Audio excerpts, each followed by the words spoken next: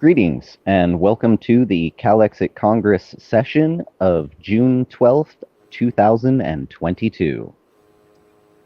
I am your CEO, Jason Wright, here with Marcus Ruiz Evans, the president, and Mr. Stephen Axelman, the vice president, as well as Silent Mike, one of our longtime Congress members.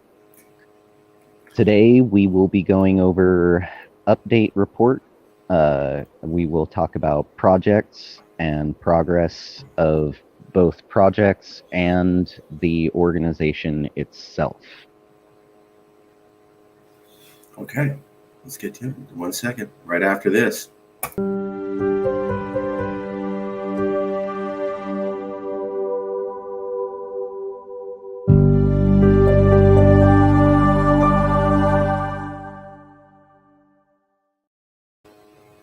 By the way, Jason, Rich is also with us here.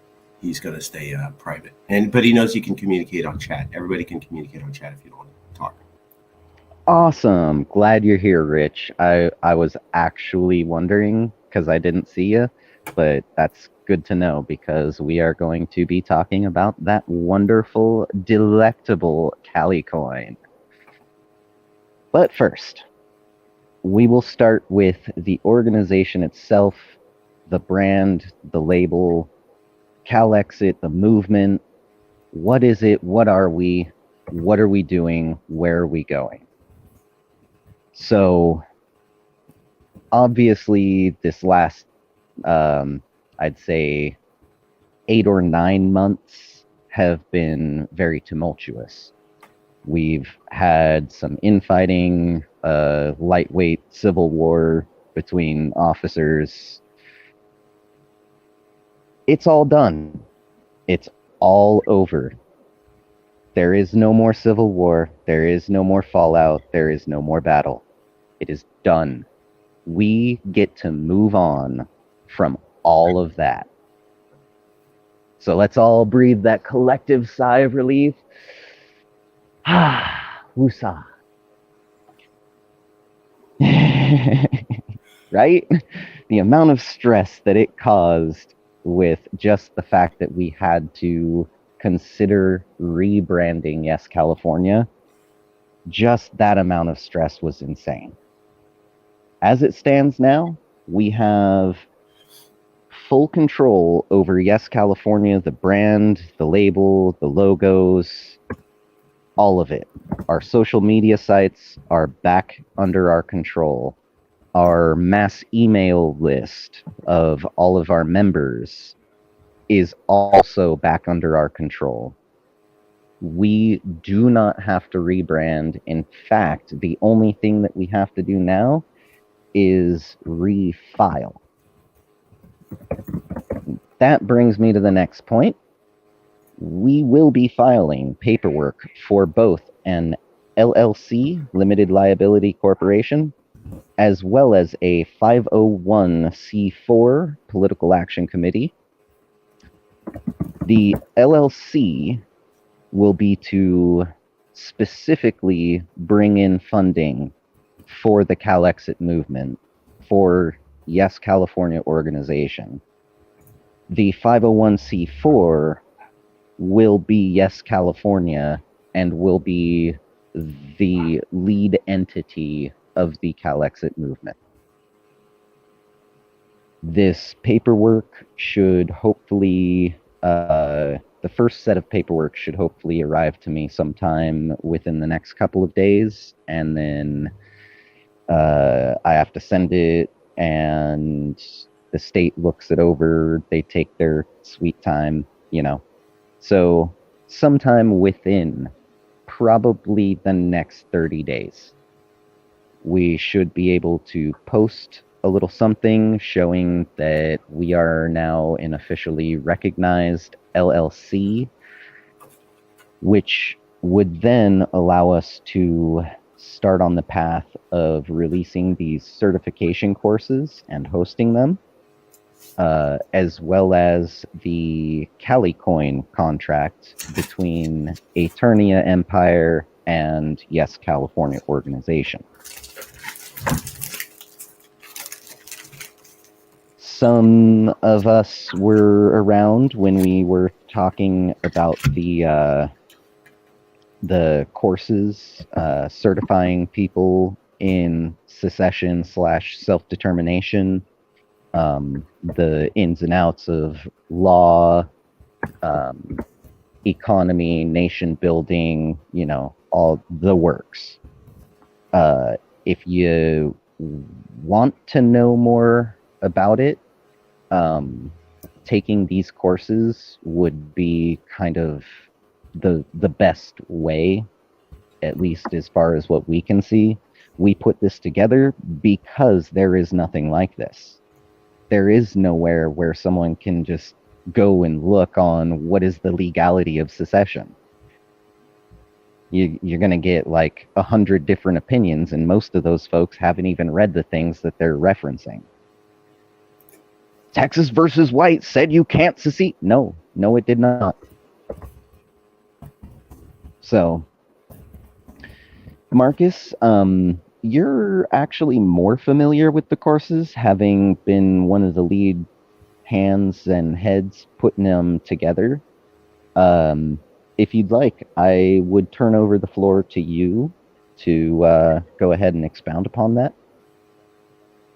Yeah, absolutely. So what we found was, and this was someone else's idea. I don't want to take credit. We'll just leave it there. But anyways, a lot of people are offering online certification, and online certification has grown in popularity. It's very popular. And basically, they're getting past like you have to be a college professor. So if you own a flower shop and you have been in the flower industry for 2 years, you can offer a course on how to keep flowers alive and looking beautiful. And then you can say, now you're a certified flower operator, right? And you don't need the special licensing. People are basically willing to take the benefit of the doubt and believe that somebody who's been in the field for a while is an expert.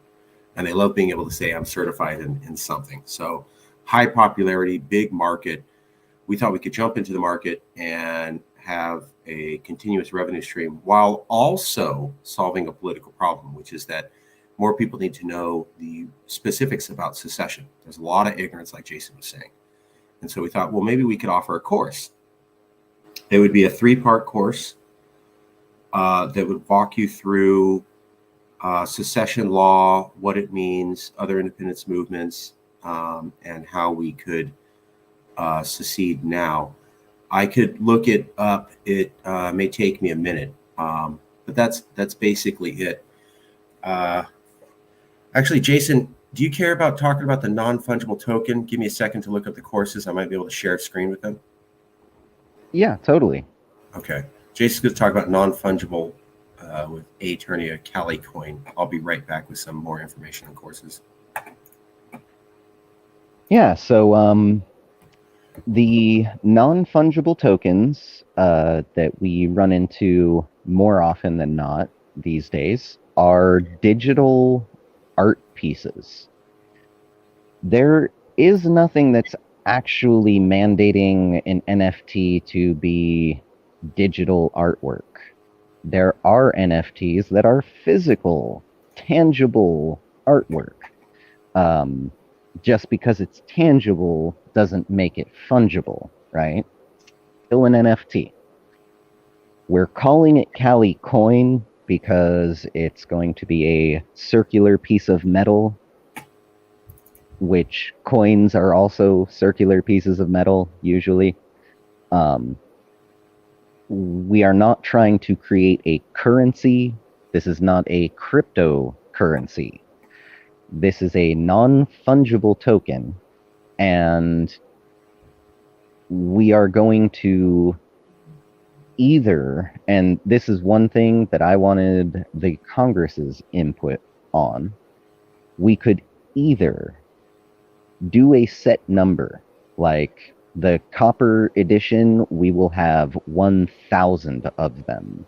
And so if one person buys all 1,000 of them, they've got all 1,000 of them. If 1,000 people each buy one, then 1,000 different people have won in this series. Each Cali coin will be stamped with its own individual identifying number, as well as our Calexit theme. So the options are either do a set number or make them to order, in which case maybe we'll end up making 1,000,000, maybe we'll end up making 1,000, maybe it's only 100 before we move on to the next series. Now, as a reminder, I have brought it up before, but the idea is that the first series of Cali coin will be copper. The next series will be probably brass or bronze. Then we will move on to mixed alloyed metals such as aluminum bronze, Nordic gold, which is not real gold. It just looks like almost exactly like gold. And it's, from the ancient world, from the Nords. But we will eventually move up into making NFTs out of precious metals. That is the goal. Now, obviously, the copper Cali coin, will be way less expensive than one made out of gold or platinum, palladium, right? Rhodium. That being said, it has to all. Let me think of how to say this. The whole purpose behind this is not just generating revenue. Half of it is generating revenue for the organization so that we can do things like hire signature gatherers and pay for, filing our initiative, our independence plebiscite, right? The other half is so that we can hire people to actually work Calexit full time. Over all these last, 7-8 years, Marcus, myself, everyone, we've all just been volunteers. I don't know how many times people have asked me, how much do you get paid to do all of this? I don't. I do it because I actually really feel it and, support it. I am aligned with this movement in entirety. That being said, I am broke as a joke. In fact, the joke has more money than me. So I could really use having a job, a paid position, especially in this economy. I also know that there are people who maybe could help out in other areas, like social media. Right now, I am, Marcus sends me some articles and some graphics, some images, and then I go over to the Twitter and the Facebook and put them up there and try and share it around. But my job would be much easier if we had someone who was a dedicated, hired social media manager. And that way, we just send everything to them. My job as the CEO can focus more on CEO and less on social media outreach, which is something I'm good at, but we need to spread the load a little so that no one of us gets overworked.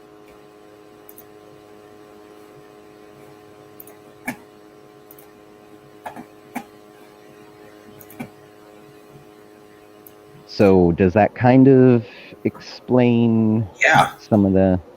Yeah. And I showed some screenshots of what a physical non-fungible token looks like while you were speaking so people can get a better idea. Thank you. We want to have what's called a passive revenue stream, meaning that while we're doing things, there's like money coming in. so that we can do even more.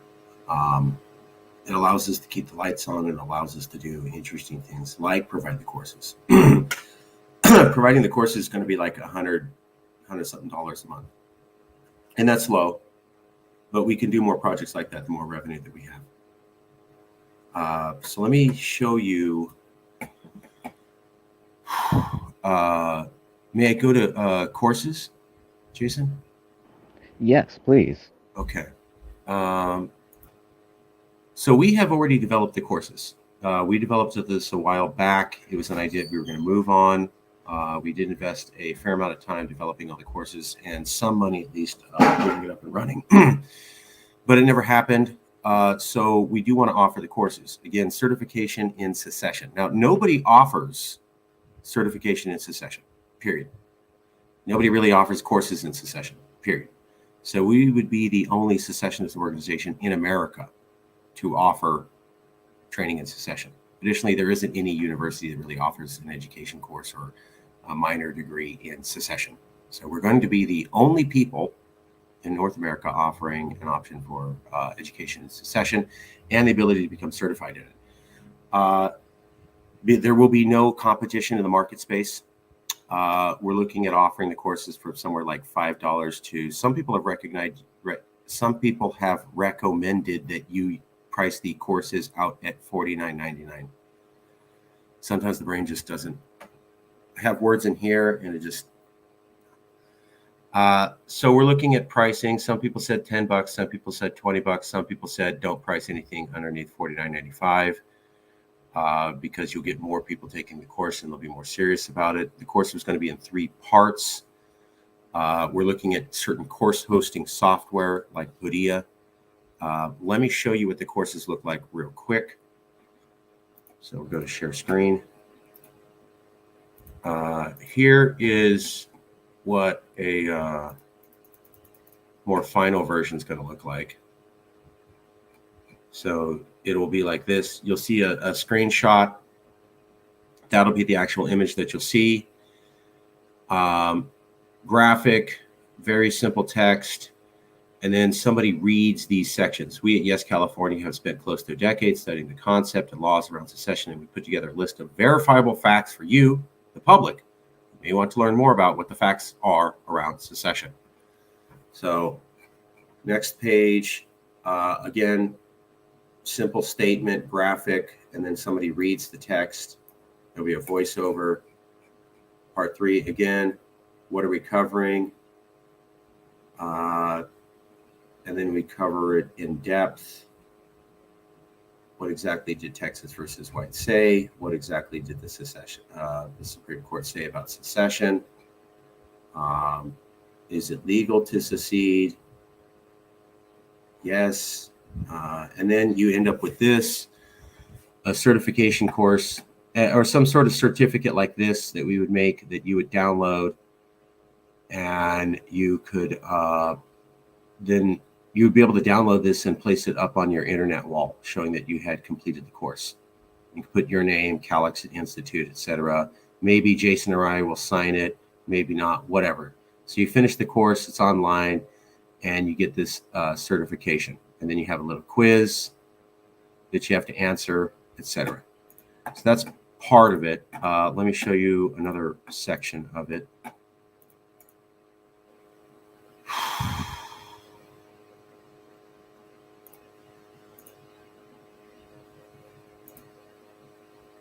Okay, here we go.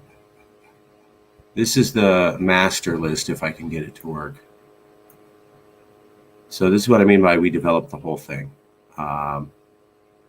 There's the entire outline: secession of the Constitution, the Civil War, Texas versus White disputes, and the Supremacy Court.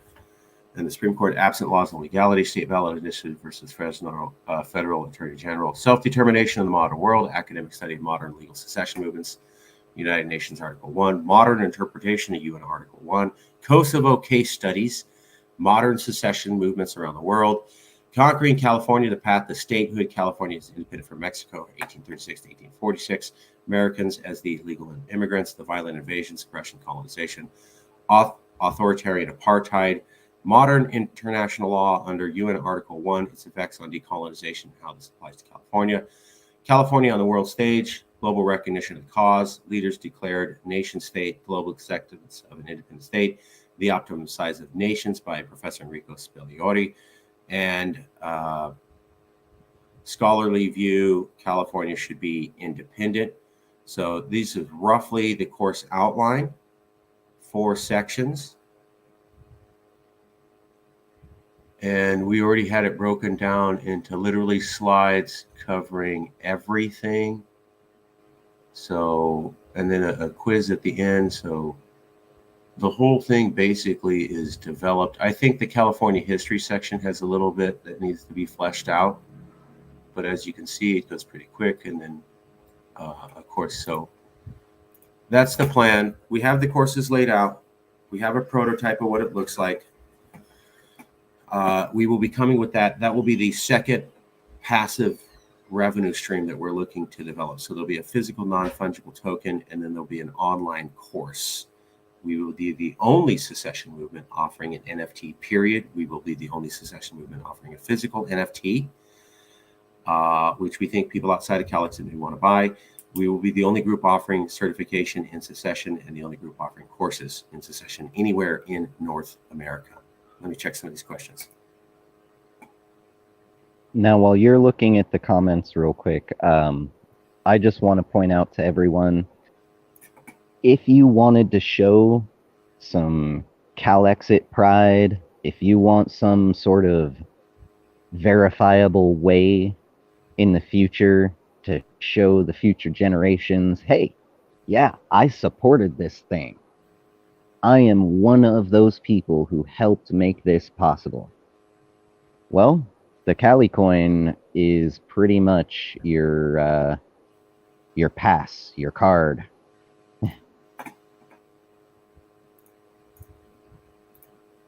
It'll be pretty awesome when it's here. I'm posting up a few of the comments you made, Jason, in private chat. If you have more comments, please post them to private chat. I'll try to post them when I can. So attorney is going to use Etsy, and the coins we think are going to be $20 to $25. The courses are going to be somewhere around $49.95.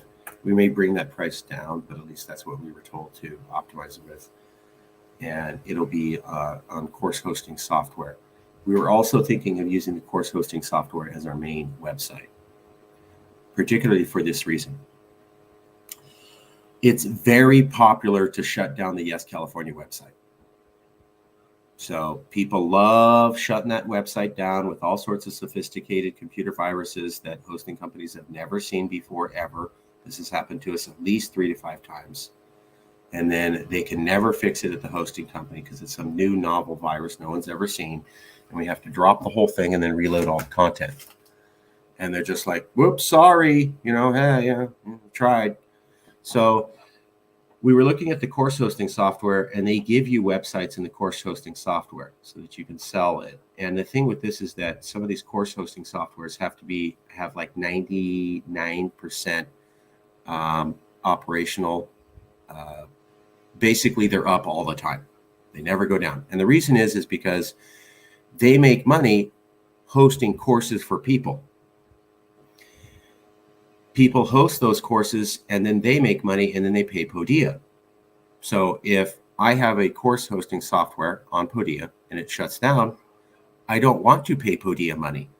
Now Podia loses money and then goes bankrupt.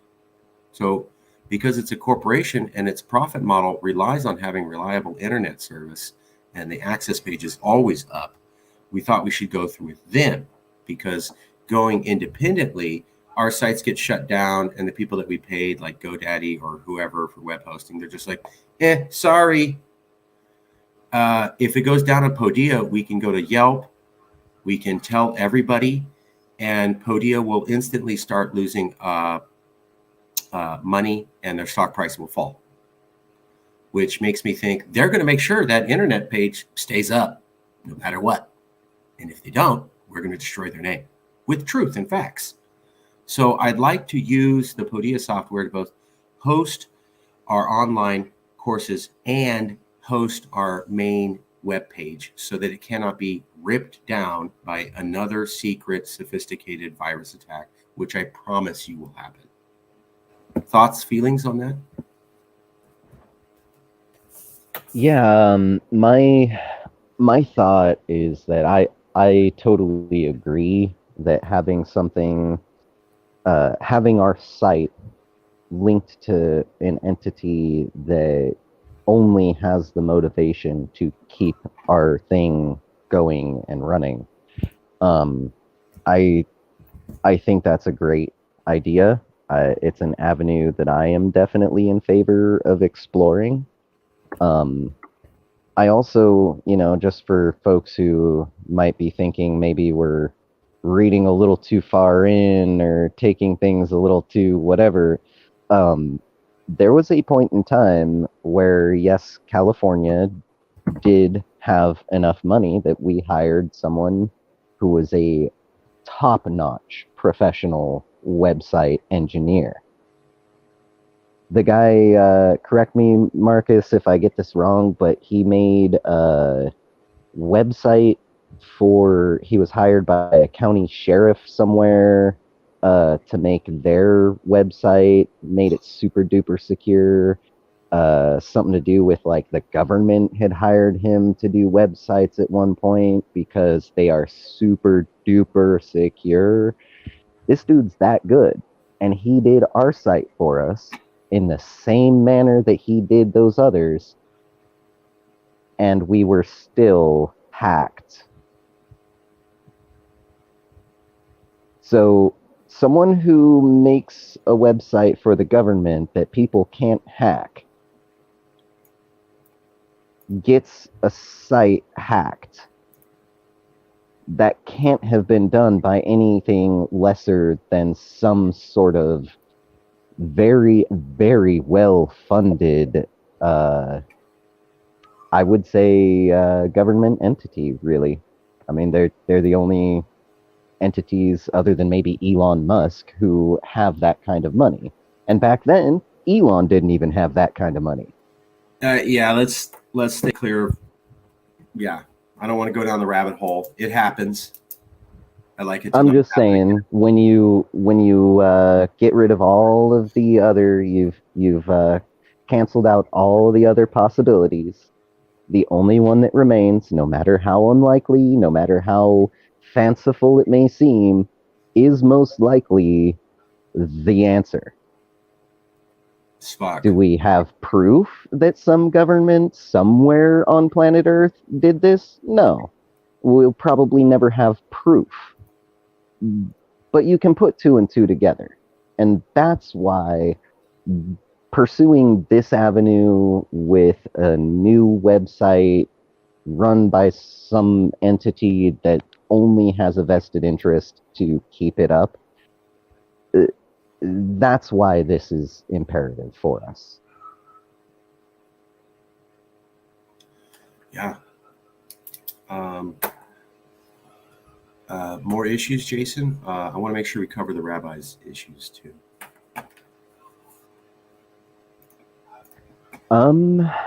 I believe that's it for my portion of the agenda. I would agree to turn over the floor to the rabbi. I'll be speaking for the rabbi today. He asked me to. I'm not taking it over. He said his voice is gone, so I'm not taking over for him. He asked me to, so relax. But we're going to go over some of the issues the rabbi wanted to cover. Rabbi Stephen Axelman is the vice president. Let me cover some of the issues right now. So, Rabbi, one of the issues you had was about Facebook access. There was a graphic that I sent you, and it said Alu Axelman had been given content, Forbes West and Kincaid Leonard had been given content. Basically, what we're trying to do is get other people to get access to our Facebook page so that they could post on our Facebook page. Now, we are not planning on people can post whatever the hell that they want, however they feel. That's not what we're talking about. When Jason and I took over, we felt that there was a lot of toxic energy before. Not blaming anybody, not saying anybody was right or wrong, just saying we didn't want to do that anymore. We wanted to kind of be open and work with each other. We also recognized that we were taking over the YesCA sites, social media sites, after a month or two, some really damaging time and discussion. And we wanted to get the activity back up. We'll cover that in a second. We've been very successful doing that. Additionally, we wanted to have as much internet activity as we could on our site as possible. And so we thought, well, maybe we could have other people post to our site. They would be given access, but then they would have to run the post they wanted to make past Jason first. Jason would approve, and then they could post.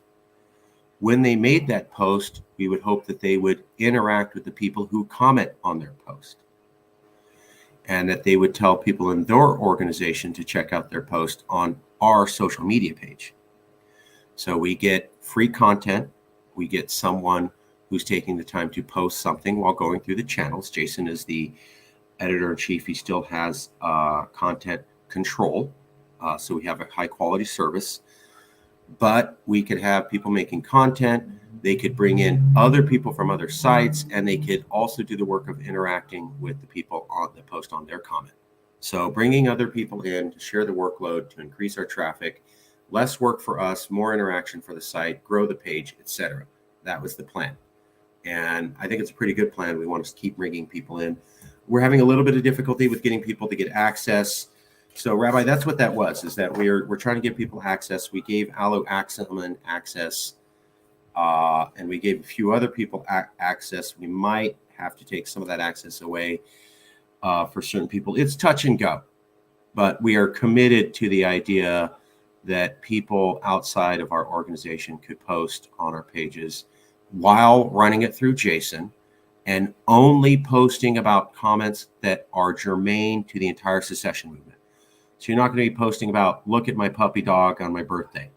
It would be President Biden made a statement about the legality of secession. That applies to everybody, everywhere, any secession movement. That's important for all of us. And so if you had something like that, you could post that after running it by Jason. That was the idea. And so we've reached out to those people. 1 second, let me see if there are some comments. Okay, because I had no idea how to get access. If you were trying to give it to me, idea sounds good. Jason's gone. He'll be right back in a second. Rabbi, yeah, we were trying to get you access to Facebook. Technically, you were given access, but you have to accept access on your end. Jason says he can give you Facebook permission in a little bit. So Jason, the Rabbi Jason is going to follow up with you on giving you Facebook access. But that was the plan. We wanted to give Facebook access to some people. We thought about Twitter, but Twitter operates a little bit differently.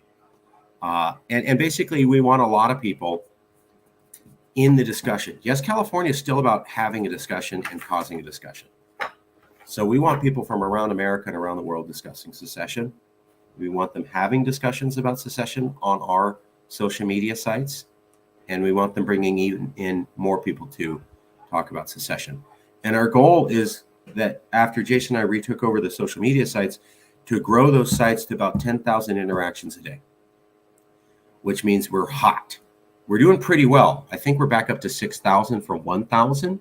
When we took it over, we were at a low of about 1,000 interactions a day. We're up to like 5 or 6 interactions a day. So we've doubled or tripled the traffic since when we took it over.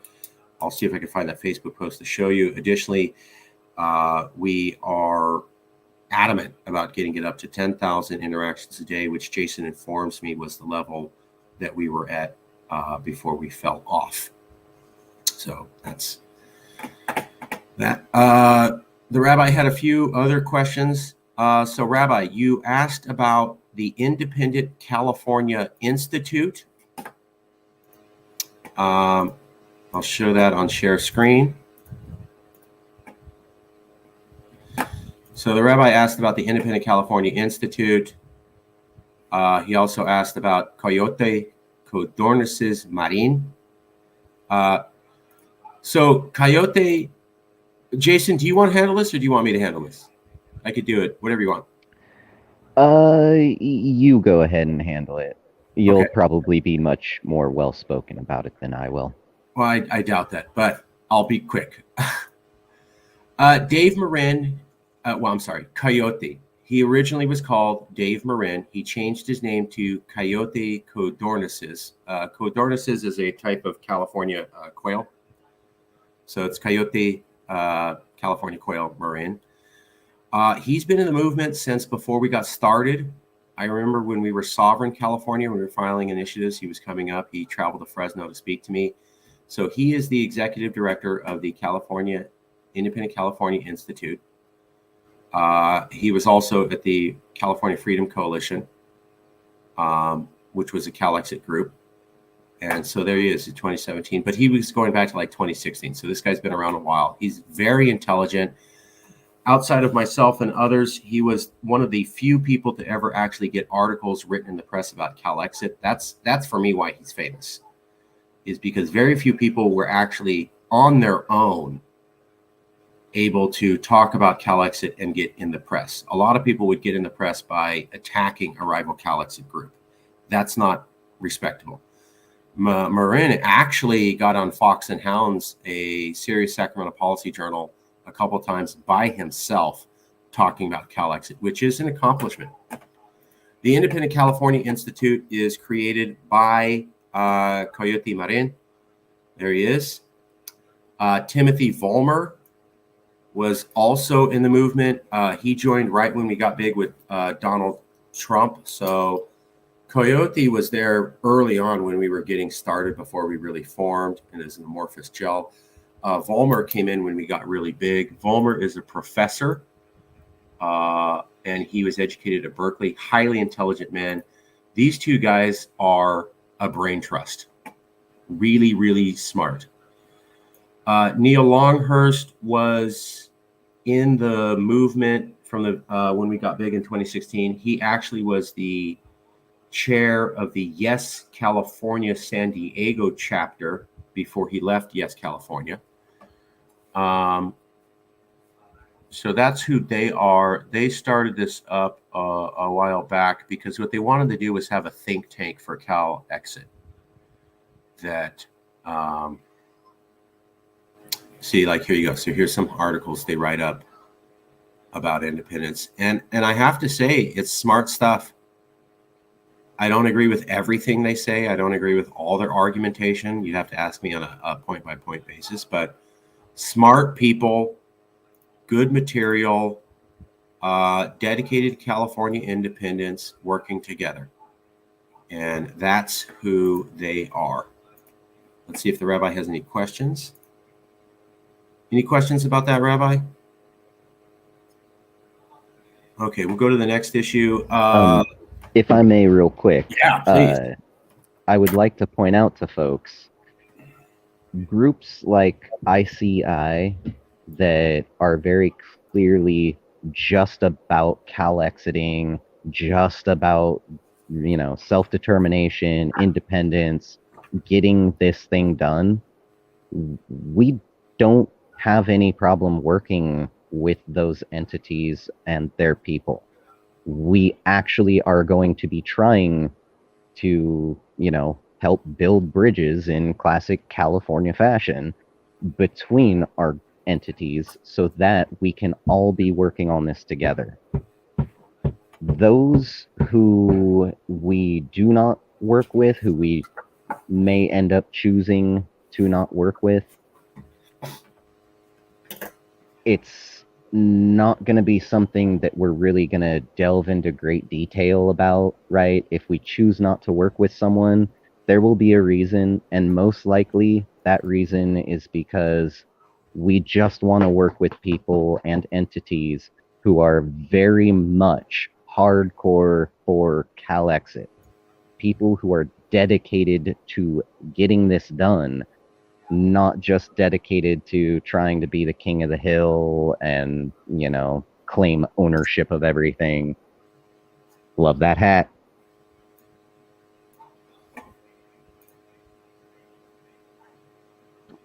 How's it going, guys? How's it going? Looking good. What's your hat say? It says the freaking Liberty Block. Nice. Look at that. Look at that. Sorry, Jason.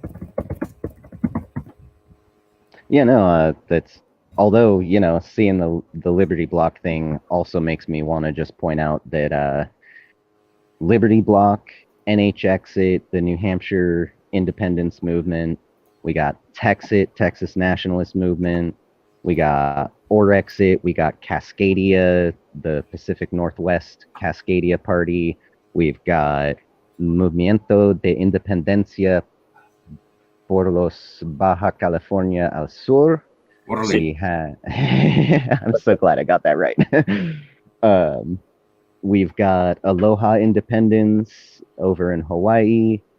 We've been reaching out to folks in Puerto Rico for their independencia. We've got contacts with the Scottish National Party as well as the Scottish independence movement in general. We've got folks in Catalonia. We've got connections with folks in Hong Kong. We've got folks with connections in Ethiopia. We've got folks with connections in South Africa, Israel, Palestine, you name it. We are reaching out globally, and this is part of it. Liberty Block is still in America, right? But they're New Hampshire, and we're California, and we're seeking our independence, and so New Hampshire might as well be a foreign entity to us. Doesn't mean we have to dislike them or hate them. In fact, we actually really get along. It just means they are also a part of our international outreach. All of our outreach from without California is all our international stuff. And this is going to help us increase our overall web of reach.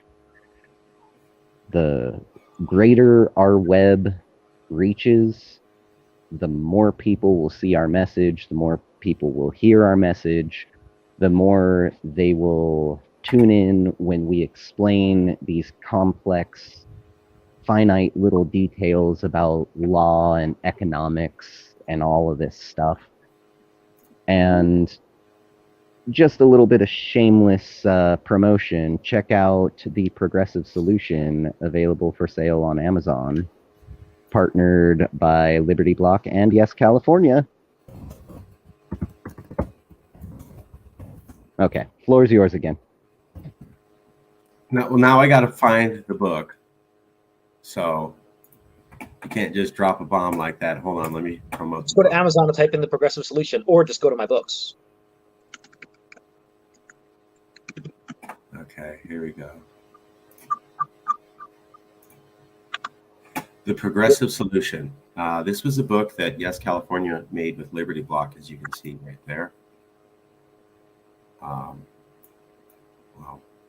yeah, there you go. There's our logos. Progressives not welcome, a danger to public health, the war on abortion, right-wing gun fetish, police brutality, and mass incarceration, tyranny of the minority. We've been talking about that. Voter suppression, foreign intervention, Americans hate progressives. If you're left of center, there's only one solution. What the experts are saying about secession, practical secession, misconceptions. And then the prologue, California has an option. And then 2, is secession really that radical? The book is called The Progressive Solution, How Conservatives Have Made America Hostile to Progressives and What Can Be Done About It. Written by both Elliot Axelman, myself, but Jason Wright was pivotal with the editing of that. Did way more work than I ever did. And that is a book we wrote together. That graphic was designed by us. So, and I wanted to say that when I was showing Liberty Block, that let me see if I can get everybody's faces bigger.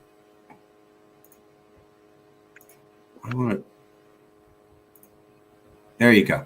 When I was showing Liberty Block, you were going to see things on COVID and other stuff that do not reflect California opinions. Awesome. That's the point. We don't share the same values as the people in New Hampshire or Texas, but we love working with them. And they have the exact same opinion about us. They don't like California values, but they genuinely, and I mean really, we've worked with them for years, they honestly believe we have a right to go and be Californians the way that we see fit, especially if they don't like it. They think it's genuinely our right. All they're asking for is that we have the same respect for them. That's it. Alu. How's it going? So the people in the United States who believe that the union is heading in the right direction, and according to the survey question, do you believe the United States is on the right track or wrong track? We're almost at an all-time low. 18%, 1-8, 18, believe that the union is on the right track, meaning essentially 82% believe that we need to break up, balkanize the union. This is according to the best pollster in the universe. If you ask me, it's civics.com, civiqs.com. They do continuous rolling, dynamic polling continuously, perpetually, every day. This poll's been going on since 2017, so 5-6 years now. Over 400,000 respondents, scientific polls, sampling of every state, and 18% believe we're going in the right direction as a union. 71% believe wrong direction. The rest are unsure. So almost everyone in the United States agrees that we have to balkanize, and this is the best polling. So I use this in the Blueprint for Liberty. We should put this into the Progressive Solution when we update the book, Marcus. I know we have a lot of work to do, so fly in here for PorcFest, come visit us, we'll work on the book, and we'll get some beers. So I want to update the book with this poll, because this is one of the most telling polls. So, oh, hi, there's my dad. Yeah, so my dad's voice is pretty bad, so he's just doing messages, so we'll try to look at his messages in the chat.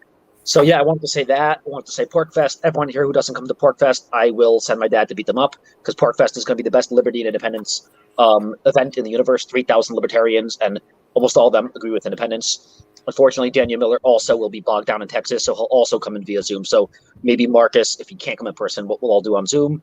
But obviously in person is better, because you can network with like 3,000 secessionists who are all awesome activists. So yeah, there's Progressive Solution. Let's update it. It's an awesome book, but let's update it as soon as we can and make it better. I published another book, and as always, it's about independence. So the book's final, pretty much the solution to everything. Almost every single criminal justice issue, every issue of due process in the criminal justice system can be solved once we sever ties with DC, because almost every single violation of due process, yeah, there it is, thanks. Almost every violation of due process is actually federal. There are federal laws and precedents and federal stuff and federal influence and case law. The Supreme Court a day or two ago again reaffirmed the super strong protection of qualified immunity, saying no matter what federal agents do, they can come into your house and beat you up and retaliate against you, violate your Fourth Amendment, First Amendment, and everything else, and you can't even sue them in court. It's because of qualified immunity. And that's the Supreme Court. That's federal doctrine. So anyone, progressives who care about police brutality, privacy, surveillance, warrants, drug laws, victimless crime laws, any progressive who cares about this stuff and cares about due process and criminal justice should want to separate from the union. And that's like the biggest thing. Their biggest thing should be separation from the union, because that solves almost every criminal justice issue.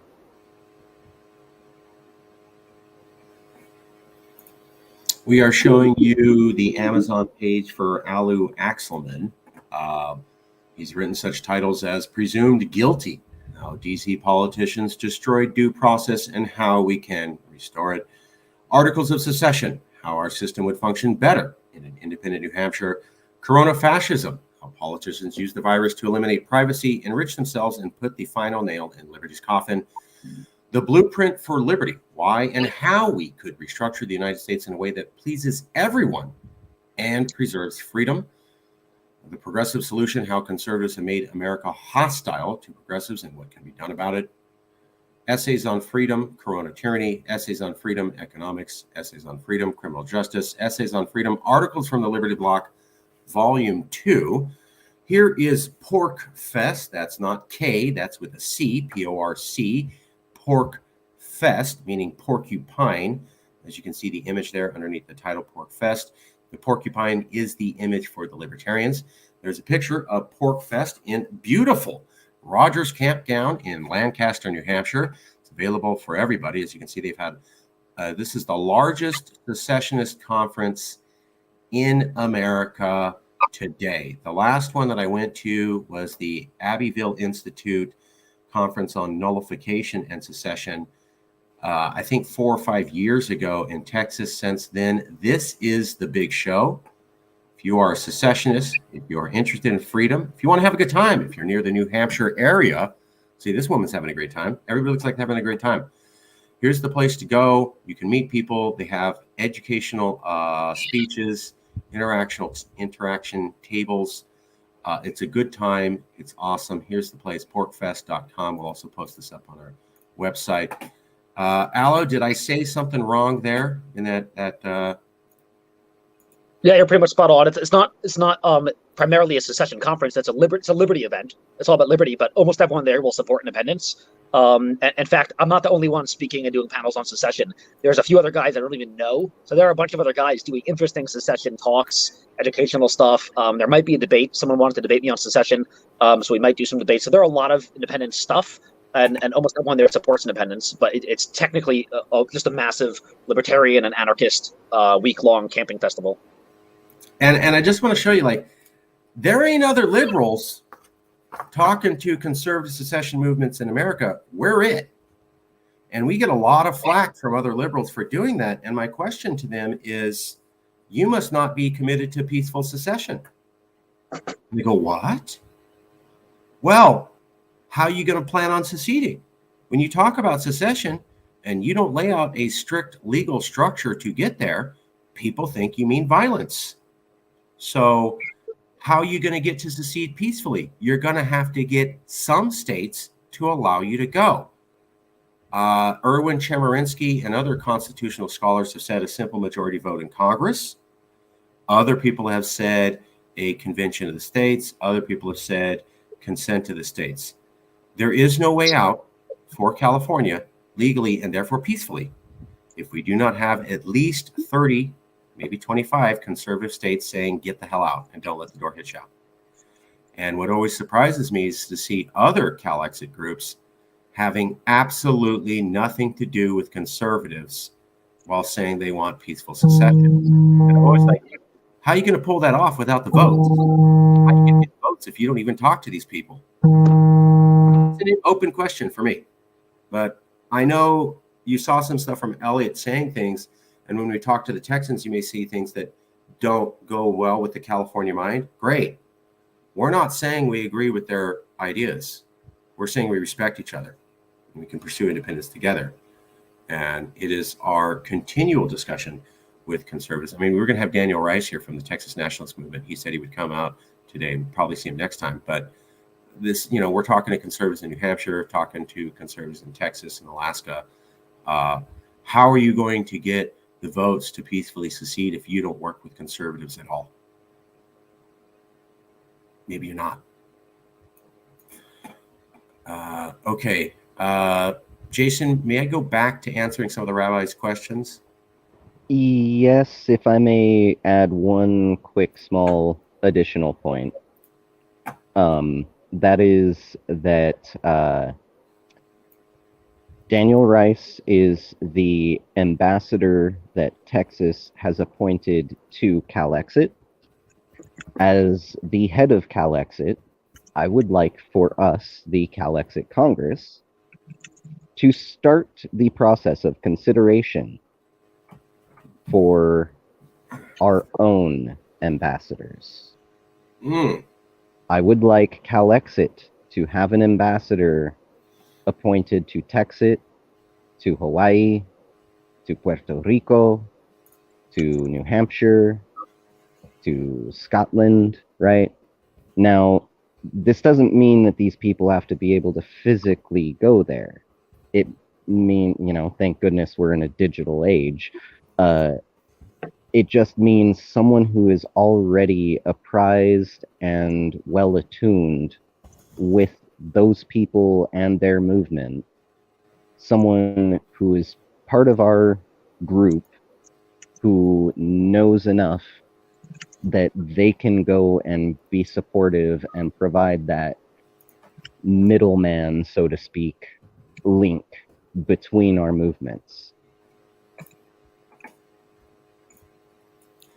I nominate the rabbi to be the ambassador to New Hampshire and Texas. since he. Yeah, I second that. He already has good relationships with Daniel and obviously New Hampshire.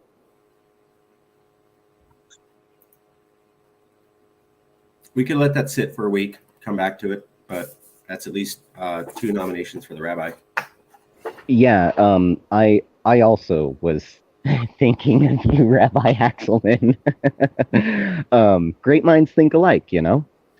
So yes, let's table this for next week, and next week, if we could, I'll have Marcus send out email to the Congress at some point today or tomorrow, with a list of the positions, the other entities that we would like to appoint an ambassador to.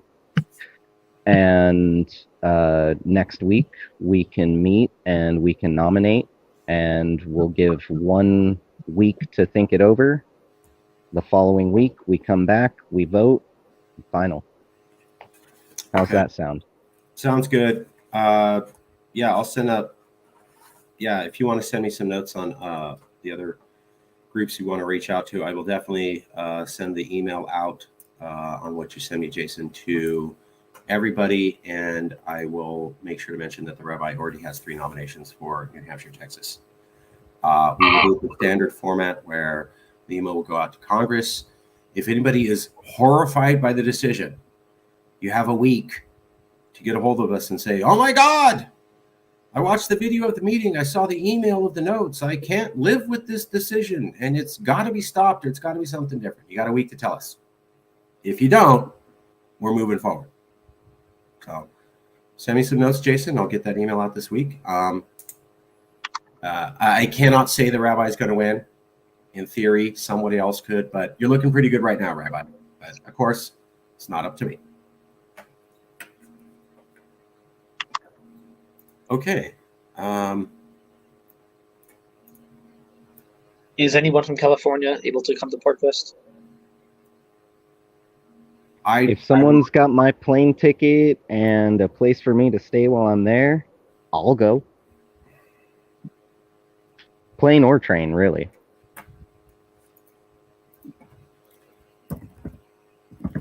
I will not be able to make it. I apologize. I know that I said I was going to try, and I know you guys have been exceptionally patient with me, and I'm very sorry. I want to be out there. I ran into, basically, we got the sites back, and I kind of lost focus of everything, and I'm very sorry. Jason and I, we went through a nasty business divorce.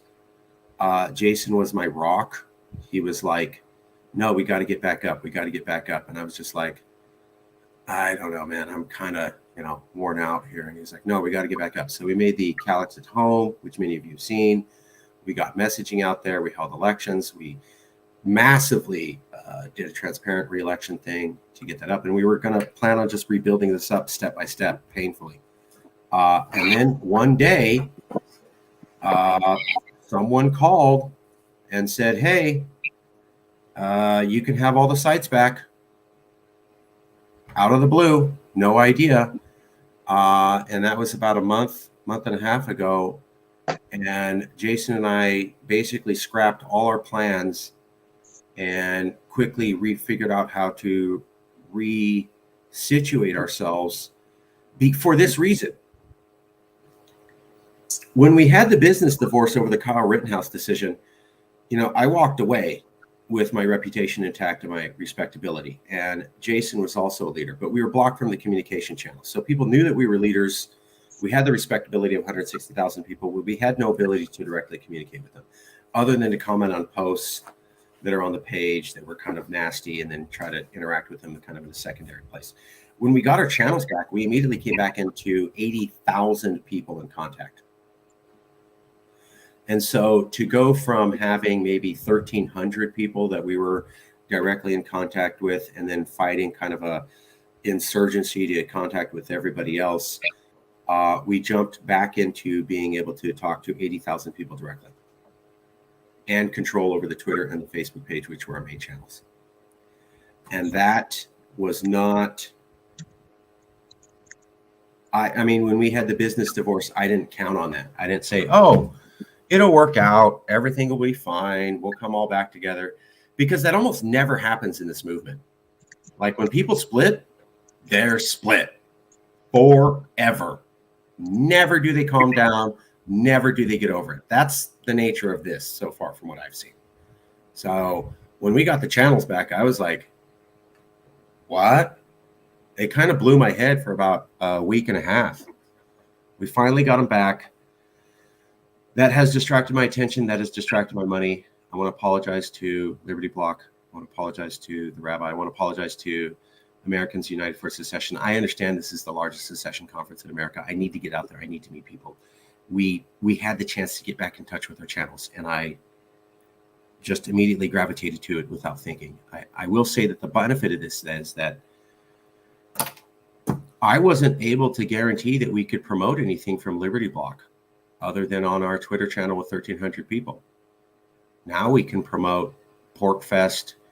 I mean, we gave you Facebook permission. I'm not sure that went through, but at least we have, okay, we have the theoretical possibility that we could directly live stream PorkFest directly to our channels on Facebook and Twitter, which would be 60,000 people watching PorkFest live online. It would also mean that we would have the West Coast and the East Coast talking about secession at the same time. Not even Texas was able to pull that off. So if we could do a live stream, then we could have all California secessionists, the East Coast secessionists talking to each other at the same time, and we can directly broadcast this to 80,000 people. That doesn't excuse the other stuff, but it was a big move. And what I want to have is the channels and go to the network, but we couldn't do it all at once. And yeah, our rabbi says that would be really cool to live stream it. If that will hopefully be on Zoom. Can you work with that? So Jason, Alu, I'm going to leave it to you guys, but basically as Jason has the Facebook access, Alu, you've already accepted access, but our plan is that we could get PorkFest live streamed directly to the YesCA Twitter page and the YesCA Facebook page, or one or the other, or we could definitely show the video after it happens on our channels, but we can make sure to either get a live stream or the channel out to 60,000 people.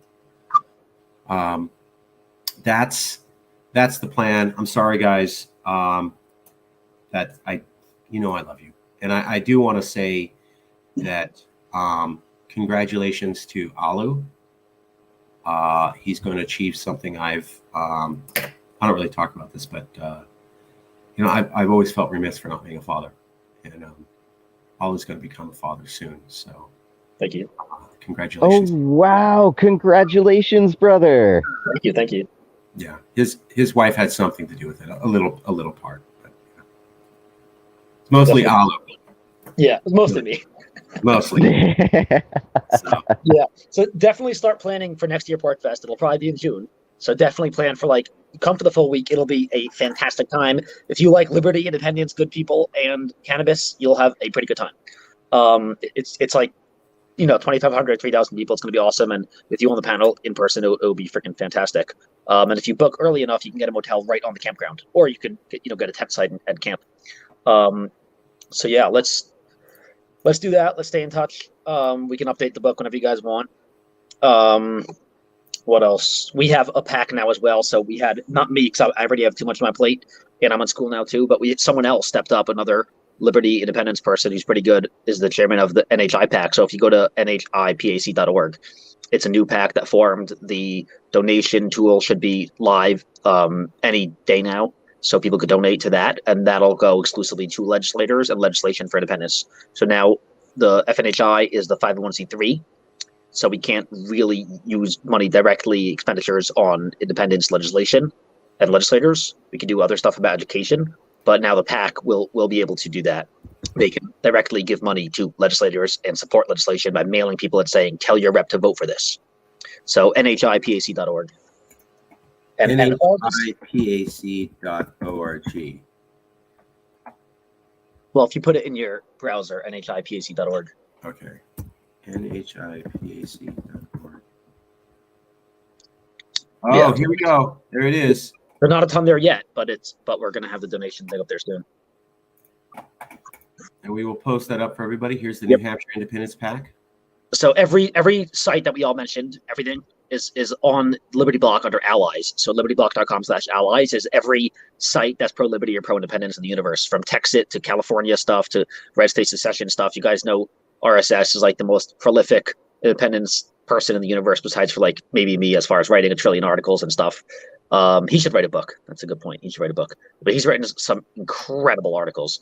So all those sites, including NHIPAC now, are under allies. So if you go to that site, you'll find every good site in the universe.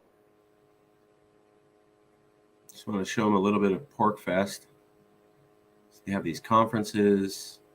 There's a lot of people camping. Good. I mean, look at that panel. That's like 100 people in a discussion about independence or secession. A few thousand. I think when the pavilion's full, it's upwards of 1,000 people. A few thousand people. I mean, this is the largest. I get it. Blah, blah, blah, blah, blah, blah, blah, blah, blah. I heard you, but I still call it the largest secession conference of its kind. Yeah. So I hear you. I'm not perfectly encapsulating it, but I do want to show people that it's a good time. It's a blast. There's a lot of people there. Doesn't look violent at all. Looks like a lot of, I see you can do yoga. You can stay in touch. You can talk to other moms. There's other kids for kids to play with, and you can teach children about secession with M&Ms. It's diverse, live music, dancing, crafts. There's another panel. I mean, look at those panel discussions. We don't have discussions like that, especially because of COVID. Like, we were hot, right? 2018, 2019, and then COVID came and it just wiped out California's ability to meet and congregate. And here these people are congregating, and all these people would be willing to talk about independence. I mean, it's pretty impressive, the size and the range and the partying. Okay, well, maybe that's not independence related, but okay, this is an interesting take on independence. I've never seen that before. But anyways, here you go. Contact that NHIPAC, or you can go to check out the book, The Progressive Solution. And so you guys know how I wrote that little booklet mostly for legislators, articles of secession, where I take like the 10 most common questions and I answer them. So if you scroll down a bit, that book. So I feel like I did it for New Hampshire. You guys could do the same. Someone there could do it, and I can help edit, but you guys could do it for California. So all the most common questions you get about California, which would be similar, you guys can just answer. So the common questions about independence: if California left, would it be progressive? Would it survive without DC? Because we all know that without DC politicians, you can't survive because you guys are stupid and Biden and Trump are smart, right? So yeah. So DC politicians are smart and you guys can't live without them. So you can answer those questions. So a lot of the questions, like I did the book, you guys can read it or write something similar for California, and then it can be called whatever, and have a little booklet, sell it for a few bucks, or give it away if you could print out a few hundred and give it away at California independence events. And whoever reads it, they'll see the most common questions about independence. And you guys already know the common questions. What about military? What about the economy? What about immigration? What about whatever DC politicians, welfare? What about international affairs? All these common questions. Take it, think about it, answer it, and put it in a little booklet. And that's what I did. And I've given it to a lot of legislators. And they said they would read it, but they haven't read it. But if they did read it, I'm sure they would have voted yes on independence. So just so everyone knows, we had 9 co-sponsors for our independence legislation, and ultimately 13 voted not to kill us, so they voted for it in the House. We have a lot of reps, so 13 is not a ton, but we'll have more next year, maybe 30, 50, 80, 100. You got further than we did. I mean, New Hampshire had elected officials propose and vote for secession in their official government house. Now, is there anyone running for assembly or in the assembly now or in the Senate in California who has mentioned that they would support it? Or are there candidates running later this year for your state houses who would support it?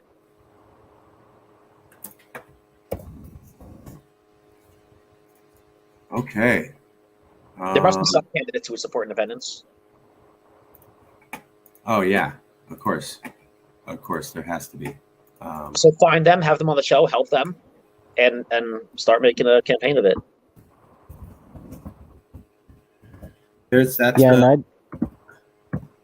Sorry to interrupt. I real quickly, I wanted to say this while you were still going through all the pictures of Pork Fest, but folks, everyone, when we talk about we need funding so that we can do the things that we're trying to do, this is one of those things. Mhm. If we had had this all set up last year, we would be sending our president out to New Hampshire to go sit on this panel in person. As it stands, we're putting it together now. So hopefully next year, as Alu said, next year, let's have Marcus there. So what's the website for you guys now, and what's the best way to donate? We don't have a website up yet.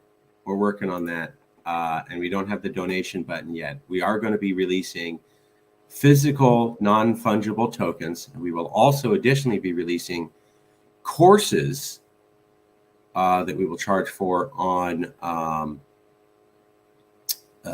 independence, and that will be our two main revenue streams. We're also going to be filing for a 501c4, which will allow us to take tax-free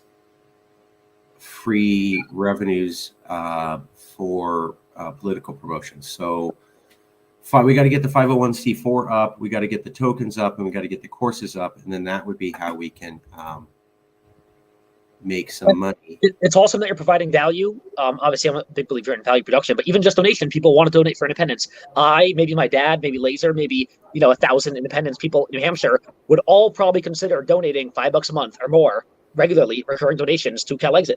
So as soon as we have our antidote system set up for donation for the site for NHI Pack, I'm going to donate $5 a month to them. I donate $5 a month to a lot of pro-liberty organizations and independent stuff. So as soon as we have that set up, I'll donate at least $5 a month, maybe more. And hopefully whatever system you use, Anedot, ANEDOT is a really good system. It has low fees, and you can do recurring donations easily on the site with credit cards and all that. So I would be happy to donate, as well as probably thousands of us here would donate maybe $5 a month. If you have a few $1,000 a month, you're in good shape. So hopefully whatever system you use has recurring donations. Hey, Jason, I just heard we got people donating to 501c4. That's excellent. As soon as we get it up. So, and we are going to have the crypto, the non-fungible token coming, and the courses coming, and that's a brilliant idea, Alec.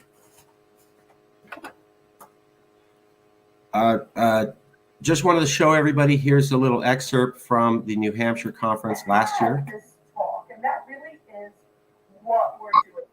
So this is PorkFest. This is a panel.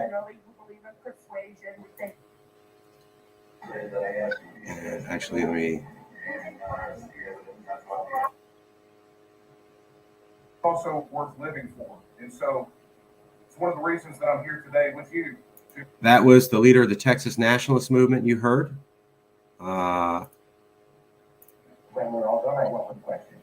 This is Rabbi Stephen Axelman, who's the vice president of the Yes California movement, and we would like to nominate him to be ambassador to the New Hampshire independence movement and the Texas independence movement. And then here is Alu Axelman, featured in this meeting with us now, who's also head of the New Hampshire independence movement. So you can see you have the New Hampshire independence movement represented there. You have an officer from the Calexit movement there, and you have the leader of the Texas independence movement there. That was last year, March 8th, 2022, at Liberty Fest or PorkFest. Yep. So a lot of important things already happening. I'll put the title up for you. We are having the largest conference of secessionists in America anywhere, routinely at PorkFest. And I know some of it is virtual, but those meetings you're seeing are the highest level discussion with the most recognized secession leaders of legal, peaceful secession movements around America. Happening at PorkFest, P-O-R-C, not K, pork as in porcupine, fest. I got confused about that. It's not a pig. The animal's a porcupine because the porcupine has quills and it's basically likes to be left alone, but not messed with by animals. And so it's the animal that libertarians like because their attitude is largely leave me alone and I'm not going to mess with you. But if you mess with me, I will mess with you. So it's the porcupine libertarian animal pork fest, Liberty Fest. That's why I want to explain that to people because that name threw me through a loop. And I'm like, what's this have to do with livestock? Because I'm from the Well, central. you have a nice big pig roast on the last day. Okay, we roast a live pig. Just don't tell my dad. There's the video if you want to type it in. New Hampshire, Texas, California secession movements meet at Liberty Fest, Pork Fest. There's Pork Fest. Please check out nhipac.org. That is the New Hampshire Independence Political Action Committee. New Hampshire is at the forefront of secession in America, having multiple, not one, not two, but multiple legally, democratically elected officials file in the proper movement through their proper government for secession. Nobody's done that. Texas got pretty close with Kyle Biederman proposing something, but New Hampshire actually had other legislators vote on it. Hello.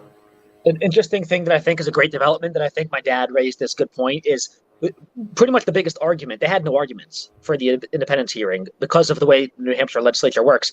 Every bill gets a public hearing. And at the hearing, we overwhelmed the committee. Every single citizen at the hearing, except for one, was speaking in favor of the legislation. And we packed the room with dozens, maybe around 100 people on a regular weekday. So the legislators who were against it, the politicians who were against it, had no arguments. Their only arguments were, if you leave, we'll kill you. The federal government can and should kill you if you leave. That's not a good argument, saying, if you leave me, I'll kill you. If you divorce me, I'll kill you. I'll stab you in the back if you leave. That's not good. They said, well, you can't survive without us because you're going to die because you're stupid. You can't survive. If you leave me, if you divorce me, you'll die on the streets. You're stupid. So that was also a bad argument. One of the things they said also was that it's treason, and you might be charged with treason and rebellion and insurrection. And so a lot of legislators... Yeah, a lot of legislators were actually afraid. So, and they did it again, but for the full House vote, a lot of legislators were kind of bullied and extorted by saying you might be expelled from the House because the House can vote to expel a member, but also you might be brought up on federal charges as well and go to prison. So a lot of them were afraid to vote yes. I heard personally, heard from dozens, maybe 50, 80, 100 reps that they wanted to vote yes, and a lot of them besides 13 were scared. But the great thing is that it's almost, a few months later, almost the next election cycle, next election in a few months, November, we're submitting bills again. So in like 5 months, they're submitting bills again. And guess what? Still 0 charges brought for anyone for anything, meaning that next year we'll have dozens of reps empowered to propose and vote in favor of independence, because the biggest fear of being charged with rebellion, going to prison, like federal prison forever, the biggest fear is no longer on the table because they know that the ones last year was, thanks for posting that. Yeah, the reps who voted for it last year were not charged with anything. In fact, you have to listen to, you guys have to check out all the articles and videos on Liberty Block, because Mike Sylvia, in his speech, mentioned this. So the prime sponsor of CACR 32, the state rep, awesome independence guy, he said in his speech, not only do we have free speech, but the legislatures, according to the New Hampshire Constitution, the legislators have super duper extra free speech protection, and they can never be prosecuted at all or punished by anyone ever for speech they do in proposing bills or speaking in the House. So discourse in the House, they have even more protection than free speech. Like we have free speech, but we can't threaten people or talk about secession maybe. The state reps themselves can never be prosecuted for any bill they propose or any speech within the House. So this was ridiculous. It was totally ridiculous on its face. The fact that they said it's rebellion, you'll go to jail. But the great thing I'm saying is next year, a lot of state reps who are on the fence are a little bit afraid of having, rebellion or whatever. Now they know that they will not be prosecuted. So I think maybe a few dozen more will be confident and have the courage to vote yes now. Yeah, we got that's very sad. And I think it's very telling that you had adults who were elected to office and should have some understanding of the law, not trying to be critical, but who bought it. So, you have to have some understanding of the law and legality in order to run for office and get in there. And they bought that total horse feces line that if you peacefully, legally apply for secession, that it is either sedition or treason. We got that same thing too. It's not. So America has to declare someone an enemy or declare that they're going to war with them. Yep. Which we've only done with like Al Qaeda and ISIS, not even Russia, not even China. And then you would have to be able to show that you were giving military or material support to that person in the cause of that ongoing conflict. So, and I just emailed you that article where I explained the way the law works. But what's so interesting is that what you just said is a great point that I hadn't thought of. The definition of treason is aiding and abetting an enemy. So it's a separate country, and it's one that there's a declared war against. So currently there are like 0. Maybe if we declared war against like North Korea or Iran, which I don't think we have yet, but if the government does that, but in so doing, they would acknowledge that New Hampshire is a separate country. So it's a catch-22 for them. Because if they say, oh, if you advocate for New Hampshire independence, then it's treason, that would be literally admitting New Hampshire is a separate country. Because otherwise, treason is not possible within the United States. They can't say you're in the United States, yet you're helping New Hampshire, which is a state. If you're helping a foreign, by saying you're helping New Hampshire, which is a foreign state, they're admitting we're a foreign state. So if they actually say it's treason, that's a great point. They're literally admitting, like Lincoln did, admitting it's a different country. Lincoln straight up said, I'll deport you to a different country. Send him to Alabama. So he admitted Alabama was a different country. He admitted the Confederacy was legitimately a different country. So yeah, that article is funny. It explains how the few pro-independent, anti-independence legislators violated numerous laws, including threatening, and they were unconstitutional. They knew the Constitution. Mike Sylvia mentioned it. They still said, no, you have no free speech. And if you say this, we're gonna charge you with treason. So they violated numerous laws. Yeah. So there's the article. We'll post that up. This is something they did with us at Yes California. They would routinely say that we are committing treason and espionage and sedition. And I said, have you looked up those laws? I mean, have you looked them up? It's not just, I feel that, in my opinion, you're committing sedition. That's not how the law works. You have to go by the legal interpretation, not your personal interpretation. That's why you have Black's Law Dictionary, and they have legal dictionaries that are different from Merriam-Webster's dictionary, because it's almost like a separate language.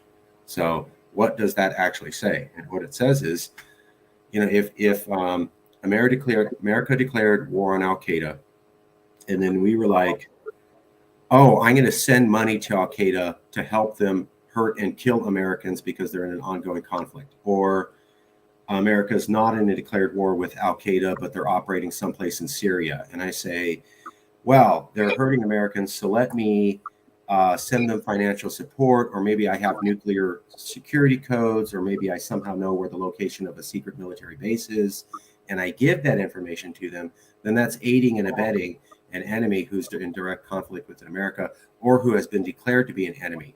But if there's no declaration of enemy, if there's no actual conflict, if you are not giving material or information support to actually cause a change in the use of force, is the key part, then you didn't do anything illegal at all. That's the law. And I have invited multiple professors and multiple lawyers to debate me publicly about this. No one will do it.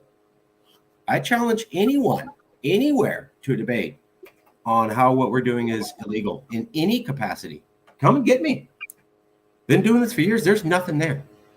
It's a scare tactic, and it is disgusting that it would happen in what's called a free democracy, where, quote unquote, we prize freedom of speech and discourse. It's the kind of stuff they do in Russia and China, where they say, you better not talk that way or the state government will be upset and you'll be disappeared. That's what I heard you say. So bad luck for New Hampshire. You're in the authoritarian space of the worst democracies on the planet. Good for you. Good luck. Well, and so if I may, real quick, just for everyone, if you need a real life United States of America example of all of this, look at Walt Disney. He was, in his life, he was the largest single monetary contributor to Adolf Hitler's Third Reich. Yes, Mr. Disney, the guy who invented Mickey Mouse, loved Hitler. So the United States of America had friends who were being bombed and, had all sorts of atrocities getting committed against them by Hitler's Germany. An American government said, hey, Mr. Disney, we need you to stop funding Mr. Hitler. And Mr. Disney said, well, if you have no legal means to force me to stop, then no, this is my right. I choose to give to a political cause of my choice, and this is it. Now, the moment that the United States actually entered World War II, some like 6 to 8 years after it began, then all of a sudden, they had their legal means to say, hey, you either stop giving Hitler money or we're taking every last penny, every last piece of property, everything you have and are, and we are locking you away for the rest of your days. Guess what? He immediately stopped funding Hitler because he wanted to keep all of his money and property and whatnot. So this is an example of what it takes the United States government, what it takes for them to be able to do anything along these lines.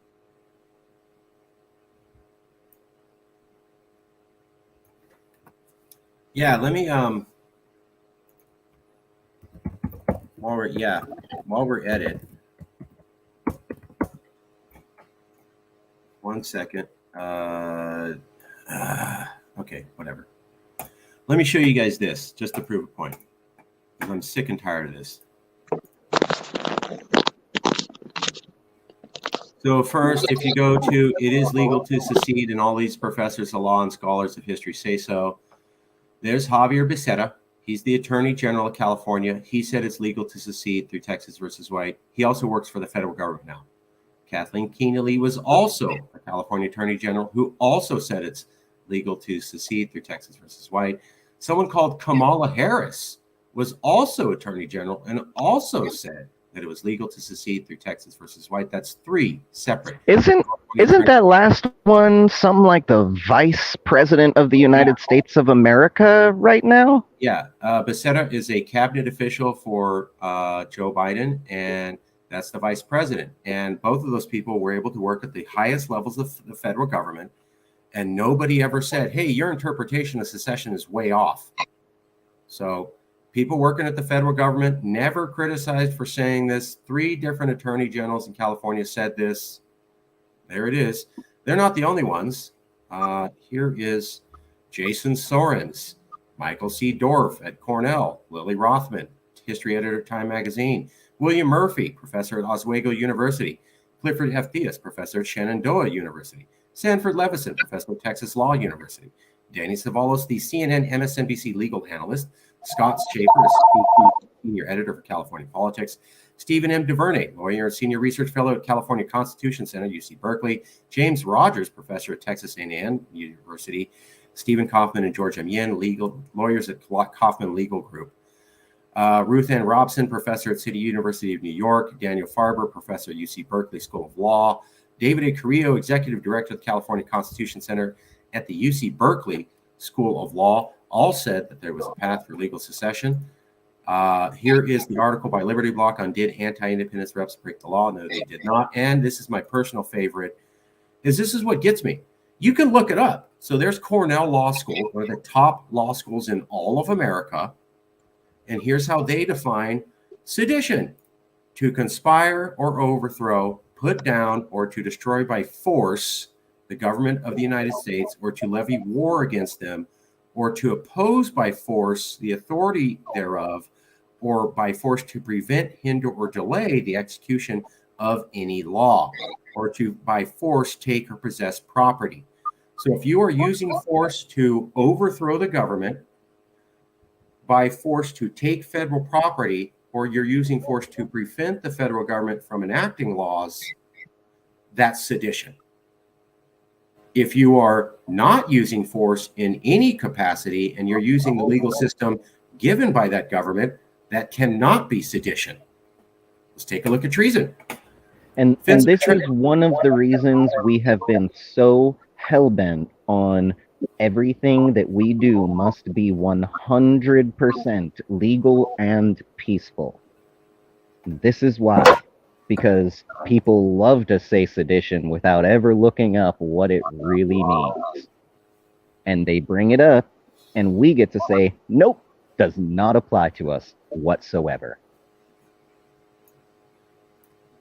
Treason against the United States shall consist only in levying war against them or in adhering to their enemies, giving them aid and comfort. So America has to declare someone an enemy, which they have only done with Al Qaeda, and then you would need to physically help that enemy to physically kill Americans.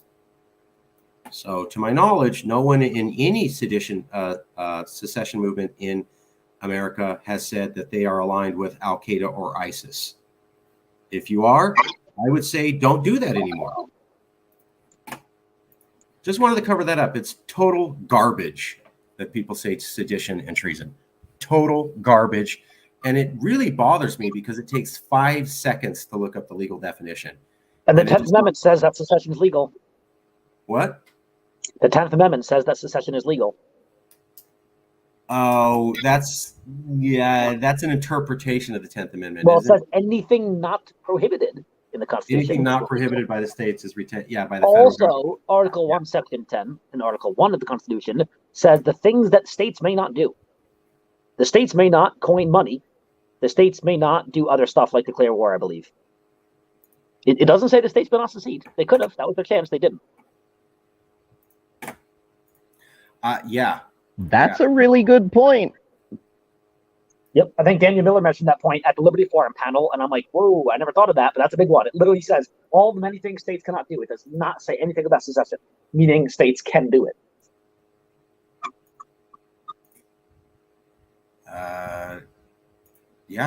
So, absolutely. So we're not doing any of this stuff.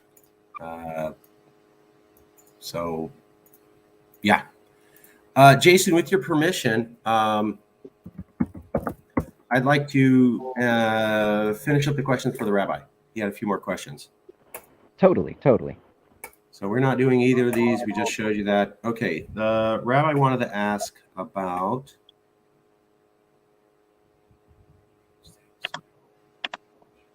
Sorry, 1 second. Okay, Facebook access, YesCA, Toyota Marin. Oh, yes. So you had asked, Rabbi, do we have contact with the Independent California Institute or Coyote Marin? I think you'd also asked a little bit about CNP. So I'm very gently going to cover that. We don't have contact, or at least I don't have contact with the Independent California Institute, and I don't have contact with Toyota Marin. And to the best of my knowledge, they will not speak to me because I'm a Russian spy. So I'll leave it there. You can take it from there. Maybe it's different for other people. CNP, I have been talking with Sean Forbes. Sean Forbes tells me he's going to be taking over as leadership. I also occasionally talk to Theo Slater. Theo and I get along, but Theo's not in leadership officially. Sean is in leadership officially. Sean is cool. We get along. That being said, I'm not sure where it's going with the CNP or the probability of bridging a divide.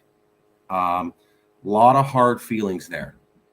And honestly, I think a lot of people still think, I'm a Russian spy, and I'm down with Vladimir Putin and communism and dictatorships, and I love the invasion of Ukraine, and I think disappearing journalists is great, right? I think there's something to there. And, when you're investigated by the Robert Mueller investigation and the House Intelligence Select Committee and the Senate Select Intelligence Committee and the California Fair Political Practices Commission, and it's 3 years later, and the lawyer for Hillary Clinton, Ron Suskind, comes out and admits that they made up the Steele dossier and fed it to the FBI and that it wasn't actually based upon facts, which kind of adds to the fact that they just made up a lot of stuff with Russia collusion. But nobody wants to hear that. Nobody wants to cover that. I don't know what to do. You get cleared by 4 separate investigations. Should be done. Nope. I'm sure there's something there. Maybe 50 years, it'll secretly come out. So that's where we're at. I don't know how to bridge that divide. So I'll leave that to you. Anybody else? I think that was it for. Oh, the rabbi had one last question. Oh yeah, list of prominent people who are interested in secession.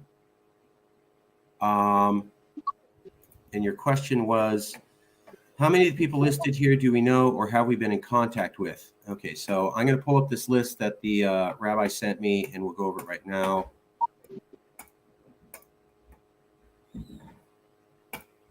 So the rabbi And while asked, you're pulling that up, I would just like to say, as the head of Calexit, as the CEO, as the senior most officer of this whole shebang, I have now started pointing out to people who have been trolling our Facebook and Twitter and such, claiming that, we're Russian spies and this is a Russian movement to bring down the US. Well, I have started to point out that they can be held legally liable for their slander. So once we've got all this paperwork together, I know enough law. I'm comfortable with law. I speak really well with judges. So if anyone wants to go to court, keep it up. Keep up this whole BS, and you will find yourself in a court of law, most likely being held accountable for your lies. Or we can just move on from it. Everyone gets their choice. I will add that's not an idle threat. I've seen Twitter slam Jason down hard, and then he eventually argued them out of their stance. I know very few people who were able to convince Twitter they were wrong and to back down. So I'll leave it there. Impressed the hell out of me. Anyways, let's go to this picture. And really, what's the point of slander? Like, it's just ridiculous.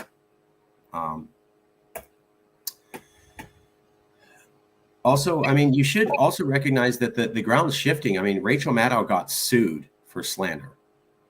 That would not have happened during the Trump years, but it happened a few months ago. So the legal ground is shifting where people can start to be prosecuted for slander, calling people Russian spies when there's no evidence for that. Red state secession, put this up. We at Yes California know red state secession. We've been working with red state secession for years, since we were like sovereign California. Don't necessarily agree with everything red state secession has done or said, etc. Just putting that out there. List of prominent people who publicly advocated for secession. Peter Thiel, we don't have contact with him, but he did promote California secession. Bruce Willis, no. Penn Jillette, no. Ron Paul. Perez Hilton. Perez Hilton did talk about California secession. I don't have any contact with him. Tom Hartman, no. Graham Ledger. I do know Graham Ledger. Graham Ledger did an interview with me twice on secession. We do know him. Jesse Colombo, nope. Caitlin Bennett, nope. Professor John Kenneth Galbraith, nope. George Keenan, no. I'm pretty sure he might be dead. Stephen Moore, no. California Assembly Majority Whip Evan Lowe. Evan Lowe did talk about California secession. Don't know him, though. Arizona State Reps Mark Finchin. Utah State Reps Paul Ray. Paul Ray did talk about how California should secede. We reached out to him and didn't get a response back, but we did reach out to Utah State Rep Paul Ray 2 years ago. Texas State Reps, no. North Carolina State Reps, no. South Carolina State Reps, no. Oklahoma State Rep, no.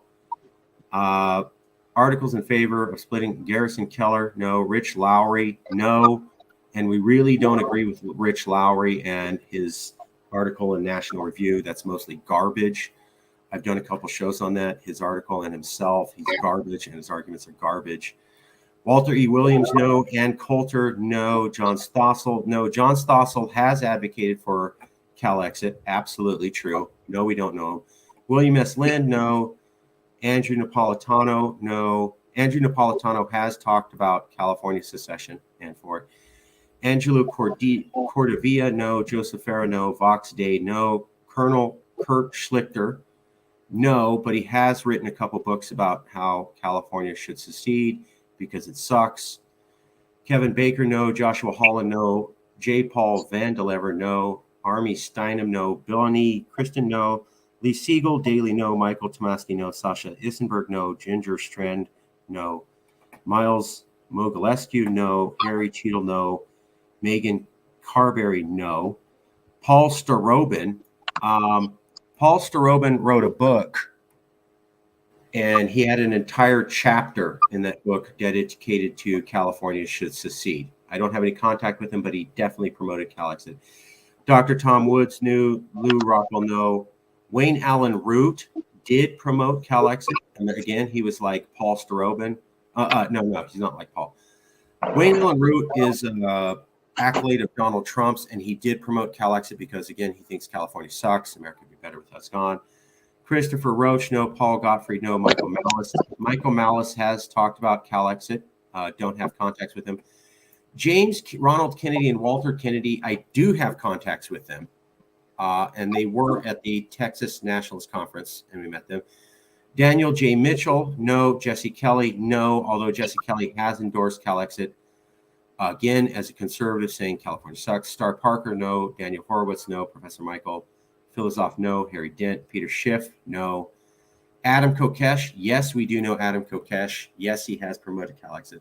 Ryan Falk, Greg Reed, John Hawkins, Robert Gore, Graham Ledger, yes, we do know Graham, Jared Whitley, Timothy Phelan, Samuel Culper, Matt Braken, David French. No, David French did write a book about Calexit, and he did recommend the Yes California movement. Ben Shapiro, no. Eric Erickson, no. Lord Christopher Moncton, no. James Cantrell, no. Richard Ryder, chairman. Jason Sorens, no. We don't know him, but he is an advocate for legal secession. I'd love to know him.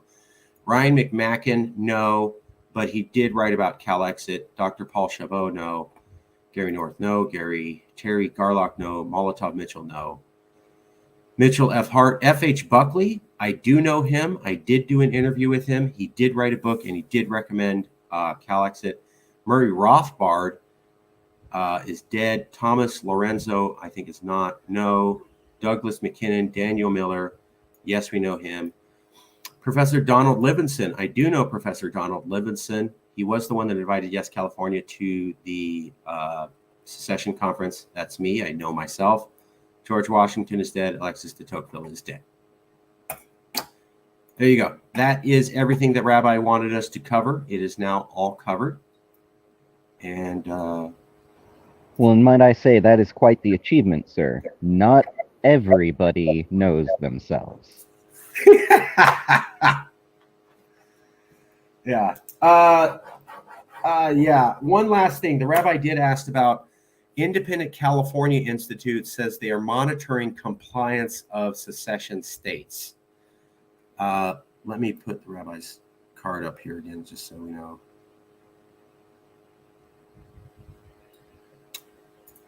So we covered Facebook Access, we covered Independent California Institute, NICI, contact with us, we covered CNP, contact with us, we covered who the real secessionists. The last question the rabbi had was, ICI, Independent California Institute, is talking about a compliance of independence movements. I don't know what they're talking about. Secondly, there is no compliance for independence movements. There's no standard process on how you secede. The only thing legally out there is Texas versus White, which says consent to the states. Consent is not defined. So there is no way you can have compliance in America based upon anything. There also isn't really like a strict process under international law to become independent. If you read Bridget Coggins, professor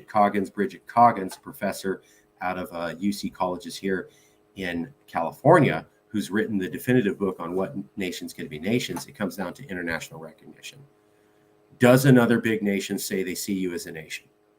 And what Professor Coggins says is that international law is basically a bunch of smoke and mirrors. They act like there's a system, but there isn't. If you're big and powerful, you can recognize nations and make them exist. If you're not, you can't. Russia did it. America did it. Germany did it. Big and powerful countries get to recognize nations. Small, less powerful countries don't. That's basically what it is. It's survival of the strongest. So there really isn't a precedent at the international level, and there damn well isn't one at the American level. So I'm not sure what they could talk about or what they could even say they're basing it on. Okay, now we're done with all the rabbi's questions. Sorry, Jason. Yeah, no, and I would add to that and say, kind of in a hypothetical example, if California wanted to be its own nation and Hawaii was already reestablished as an independent kingdom, then, you know, we go and say, hey, we're pursuing international recognition of our sovereign status as our own independent country. And Hawaii says, hey, aloha, we love you. We agree with it. We support you. We recognize that you are your own country. While technically this fits the bill of international recognition, it's not a big enough entity to warrant kind of a stay of hand of all of the others in the world. So, you know, basically the USA could look at it and say, well, yeah, but what's Hawaii going to do when we invade California? Really? And that is somewhat of a valid point. I would say maybe it's not a fair point, but, you know, all's fair in love and war, right? So when the Donetsk People's Republic and Luhansk People's Republic was officially recognized by Russia as they are their own countries, that was huge because Russia is a world player. They are huge. It's one of the most popular words used in America right now. Russia, Russia, Russia. Americans talk more about Russia than they do about pretty much anything else. So when Russia says, yes, I see that you are your own country and you have the right to self-determination and I support it, that's huge because America looks at Russia and they say, now that will cause problems if we try to go and take these people out. So having the right number or some magic, you know, there's no set definable, you know, finite amount of support. It is pretty much smoke and mirrors, right? It's like money. It's a concept. It only exists because or time, right? It exists in the human mind, but that's it.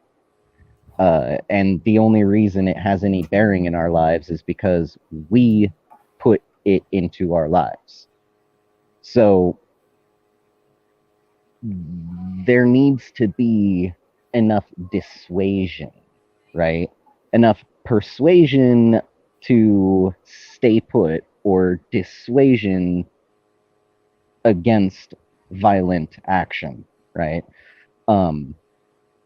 How to get that, what countries might be the best countries, who knows? We've been looking at it, and really the only thing that stands out very clearly is the more the merrier, because when you've got, you know, half of the United Nations members all agreeing that you are your own country, it almost doesn't matter what anyone says at that point. You are your own country, so says, you know, the majority of the world, really. And anyone who tries some sort of violent subversion would most likely be looked at, be seen as the villain. No one really likes to be the villain. Sure, we see it in movies sometimes, you know, the Joker's like, hey, someone's got to be a bad guy. In real life, especially when you're a national entity and so you're a government made up of people who really are just, their vested interest is staying in power. Well, they're going to be a lot less likely to do something that's going to cost them that power, right? They don't want to be seen as the villain. They want to be seen as the good guy. I mean, Kim Jong-un tells his people constantly how great he is because he wants them to love him. He doesn't want them to hate him.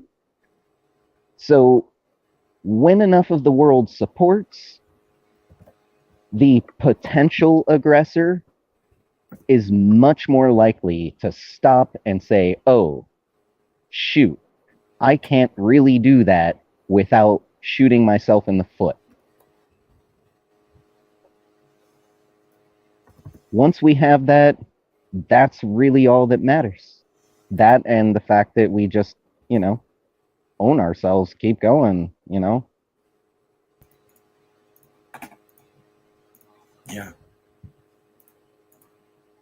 Yeah.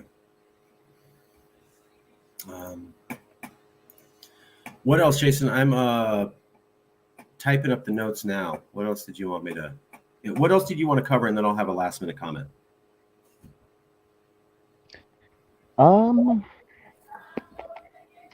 I would like to point out that IndieRef 2 is coming to Scotland soon. For those who may be newer to following along with us here at Yes California, we modeled our entity very closely after the Scottish National Independence Movement's entity. We got the yes from them. We actually, if you look up on Twitter, there is the @Calexit home is currently using the what is it? Big enough, smart enough, strong enough, something like that, rich enough logo that worked so well with Scotland and IndieRef 1. They only just barely didn't pass that, and that's mainly because of illegal by international law, subversive tactics and techniques implemented by British authorities. And by British, I mean England. So with that going on, they only just barely didn't pass that. So IndieRef 2 is coming. Now we all know. Now they all know. Right? Everyone's got the message. And the time to vote is coming. So keep your eyes peeled on the world scene for Scotland's independence. Also, look at what's going on with Ireland. England broke the, was it the Good Sunday, something like that? They did? Yeah, and... that is not good, bro. Yeah. And American media is not talking about it, but I have seen from Irish connections and connections over near the area, I have seen that there is definitely a similar feeling to the people that there was in Scotland right about the time that the whole Brexit thing started. There are people in Ireland, both parts, who are talking about reunification. Ireland proper, as its own entity, not as part of the British Empire. Ooh.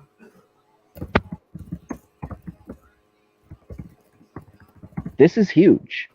People have been talking about empires are crumbling. The British Empire has been crumbling slowly for a while, held on to what it could. It's kind of like it lets go of a little bit here and a little bit there, and it just tries to put more and more room between the times it's getting rid of little bits.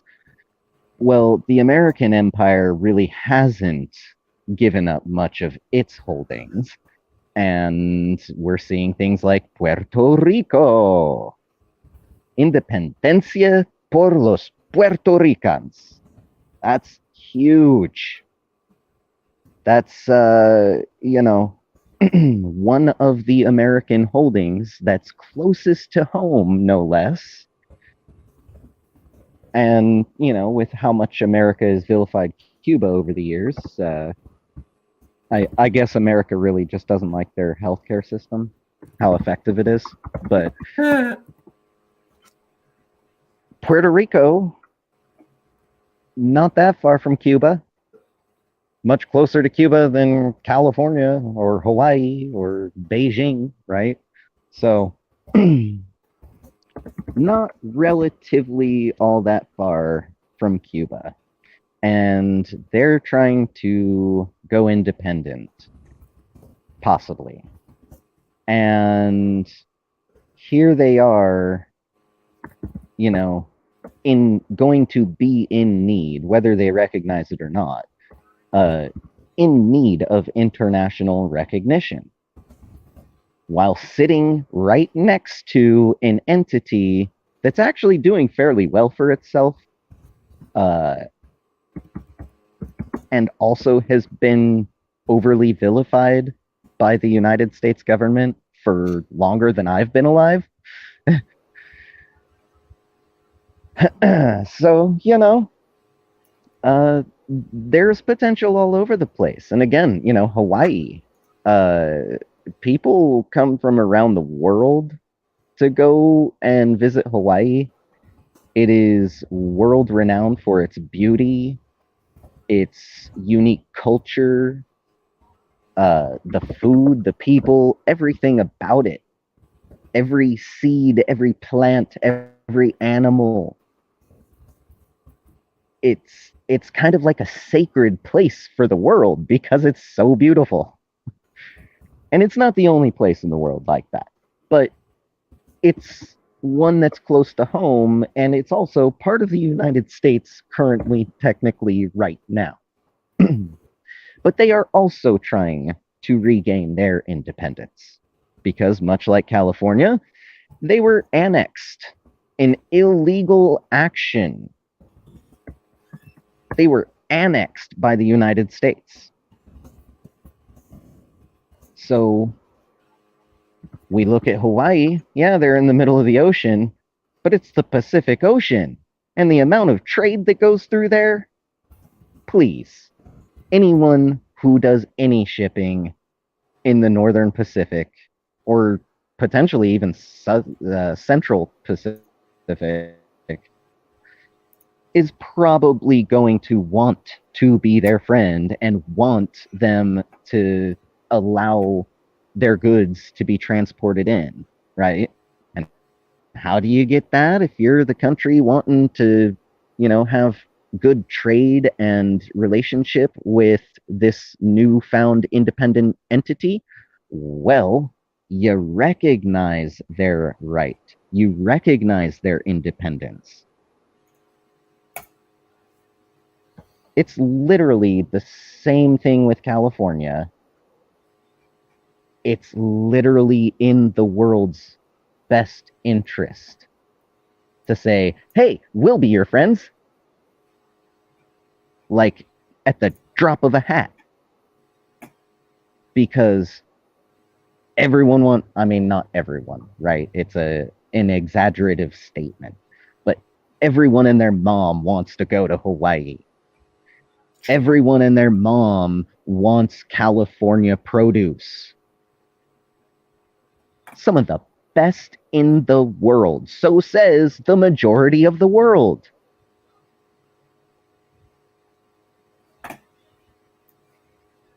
So,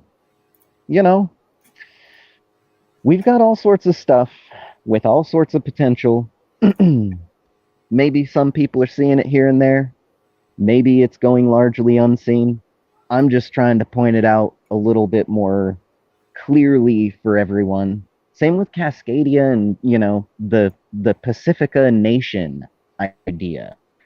The idea that an independent California, an independent Oregon, an independent Washington, Alaska, Hawaii would all come together and operate kind of similarly to the way the EU runs now, one, we would have just a nearly unfathomable amount of room and resource. And it's not resource that no one wants. It's actually the opposite. It's resource the entire world needs. We could stay with the United States and let the federal government continue to set prices at rates that pretty much ensure that no one outside of the United States can afford US goods. Or we can do this whole independence thing, and California by itself would, oh my goodness, we would take third. America would slip down to like 12th, maybe 15th place world economic GDP calculations wise. If we did Pacifica, there's no telling what might happen in the US, but it's already in decline. It's a grease fire. It's, you know, if you've seen the Calexit pages lately, there's a picture with some moose chilling on a lawn. Two little baby moose are in the little kiddie pool, and they're sitting across the street from a car that's on fire, and the car that's on fire is labeled America. Well, that really is it. America has been crumbling, has been dividing further and further for really longer than I've been alive. I turned 36 back in March, and I'd say there's at least on record evidence that can be clearly pointed to for the last 40 years that America has been in a steady decline. Well, for the last like 20 years, it's gone from a steady decline to a steep decline. Every inch forward that it moves, it seems like the nose is pointing down harder and harder towards that 90-degree threshold. Pretty soon, it's just going to be in free fall. And trust me, folks, if you don't know much about what happened to the Eastern Bloc when the USSR collapsed and the Cold War was finally over, you don't want to be part of a country that is in a free fall. Politically, economically, definitely not both. Either one is like, you know, that's a nightmare. Both of them together, that's hell on earth. Where you're at is going to be your hell on earth if you are there in a country when it's free falling. If you need examples, look up Croatia, look up Bosnia and Herzegovina.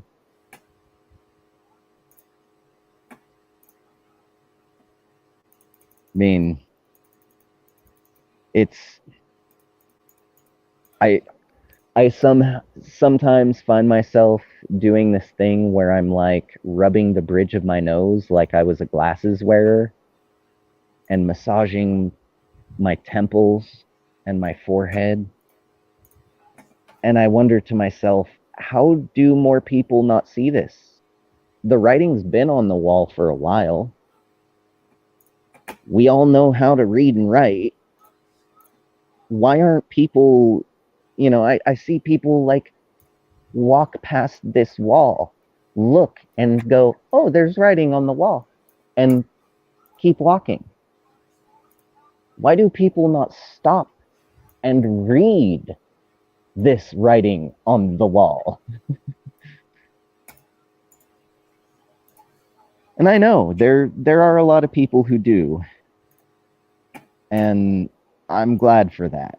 But there are still far too many of us who are not seeing the full picture. And I feel that it is my duty to expound upon the full picture here and there. One, to inspire, because the greatness that we could achieve, especially together as a Pacifica nation, we could literally help lead humanity back to doing well, like globally. And at the same time, we have the choice to continue with the way things are. And it just, I'm a firm believer we all get a choice. We all have our choices. I want to make anyone's choice for them. I just want to make sure that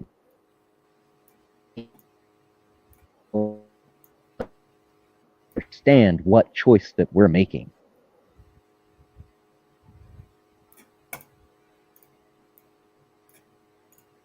Do you want greatness, or do you want the crap storm?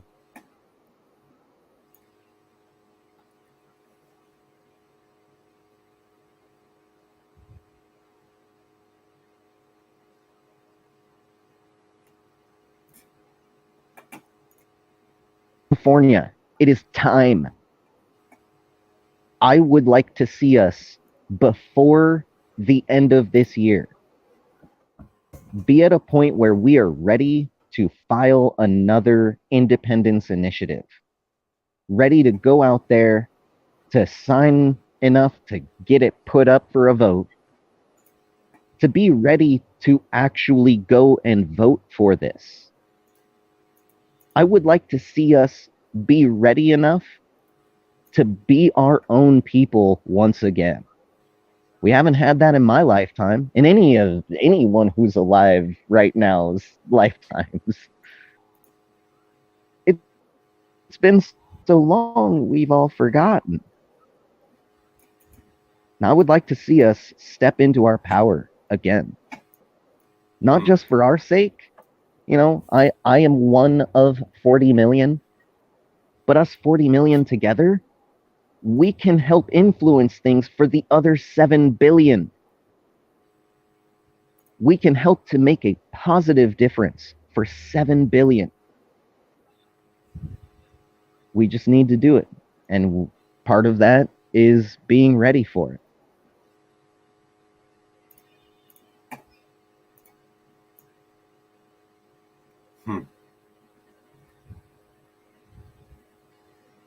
So yeah, let me finish it by reminding everyone, I am currently the envoy of Calexit. If you look up the hashtag Calexit envoy, I am up in Oregon right now, Northern Oregon. I do have some ability to travel around a little. Unfortunately, I cannot go into the state of Washington right now, unless I go on my own. Just because, the friend that who's been so kind to host me this whole time, not looking to leave the state right now, and I do not blame them. We were stuck in Barstow for a month, living in a broken down car. So, with Bobo. Yes, with Bobo, the squawker. Yes, he is a handsome boy and a good boy. He's a good boy. But if you are in this area or can get to somewhere in Northern Oregon, this town that I'm in is Sweet Home, like Sweet Home, Alabama. I am, from what I've seen so far, the only person who walks around with a Maui-built hoodie and California hat. Got love for California and for Hawaii, rocking up here in Oregon. I know some people may say that's uncouth. I'm big on networking, and I'm also trying to showcase, hey, this is me. If you see me and you want to talk to me about this stuff, please say, hey, yes, California, Independence guy. And shoot, as long as you don't call me profane word, anything that's like racially derogatory or something like that, or late for dinner, then we're all good. Get my attention. We can talk. I love to talk. So, Calexit Envoy, keep your eyes tuned on all of these international goings-ons. Keep your eyes tuned to what's going on nearby, close to home. Get yourself in the right heart and mind space. Be ready for this. Start to get yourself ready for this. And then let's make it all happen together. For each other, not for ourselves.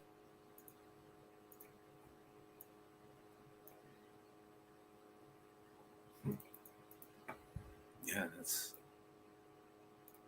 that's why you have these meetings, so you can hear directly from the leadership and you can see how people think and why they do what they do. And yeah, I'm so pleased to be working with you guys. It's really nice to be working with some people who are passionate and decent humans and very intellectual and can get where we're going and what we have to do. I will leave it at, I did an interview a few months ago. It finally came out. Jason, I'll send you the post. I was hoping we could post that to Twitter and Facebook. It's an interview with an independent documentarian about the Calexit movement. So it's good publicity for all of us. I posted a link in the private chat, but I'll repost and I'll get that to you. Let me just show everybody real quick.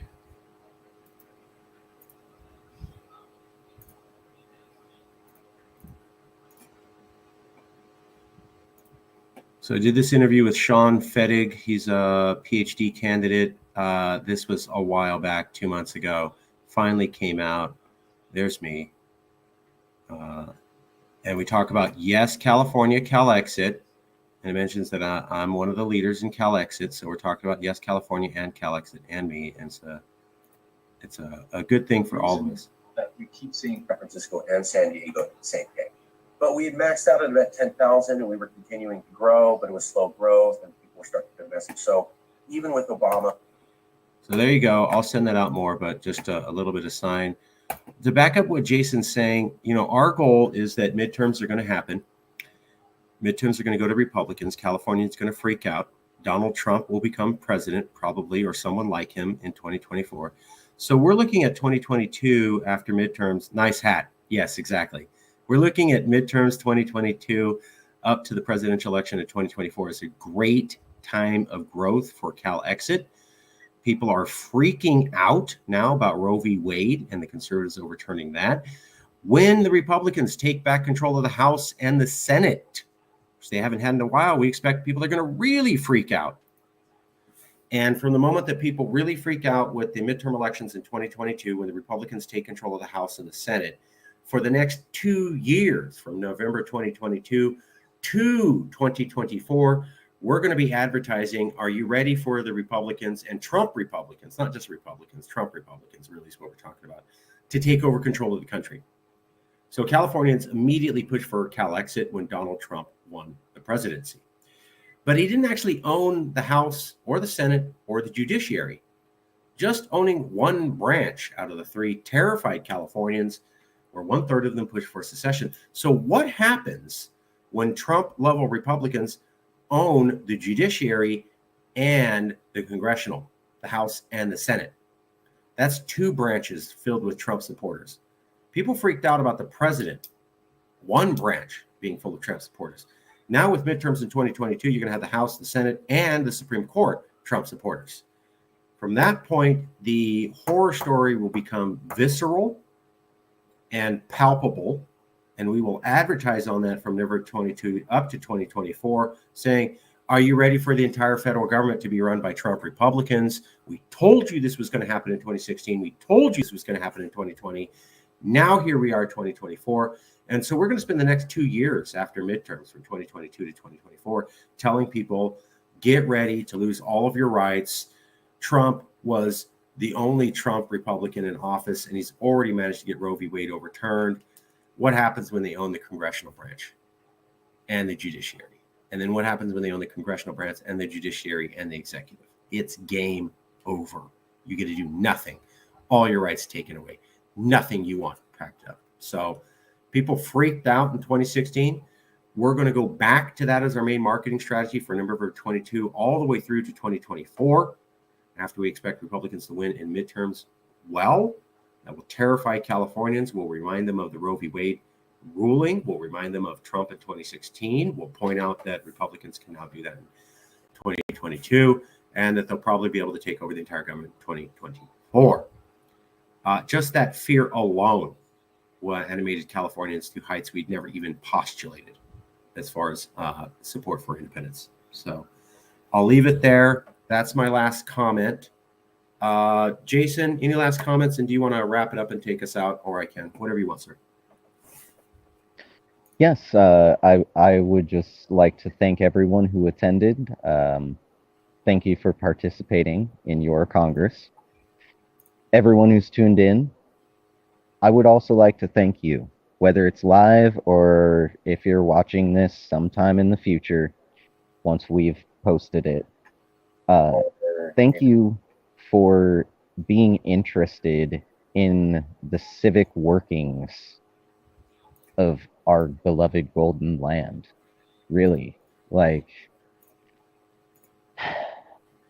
I'm trying not to get emotional here, but we need people to care. We need to all collectively care. We need to care together about each other. And if you're watching this far in, I'm pretty sure it's because you fit that description. So thank you, and please do what you can to share this way of being. Help our fellow Californians be more Californian. And with that, I would say, Viva todos Californios. Bueno. Okay, well, that is it. We'll take you out. We'll see you soon. Email sent with notes and a link to this video to the entire Congress. So email was already sent out to Congress. It includes a link of this video, and it includes notes from this meeting and all important decisions. That's already sent out to Congress members. So you have everything you need. We'll go from there. Let's see a public comment. And thank you, Devil War. All right, well, that's it. I'll do the banner and we'll go from there.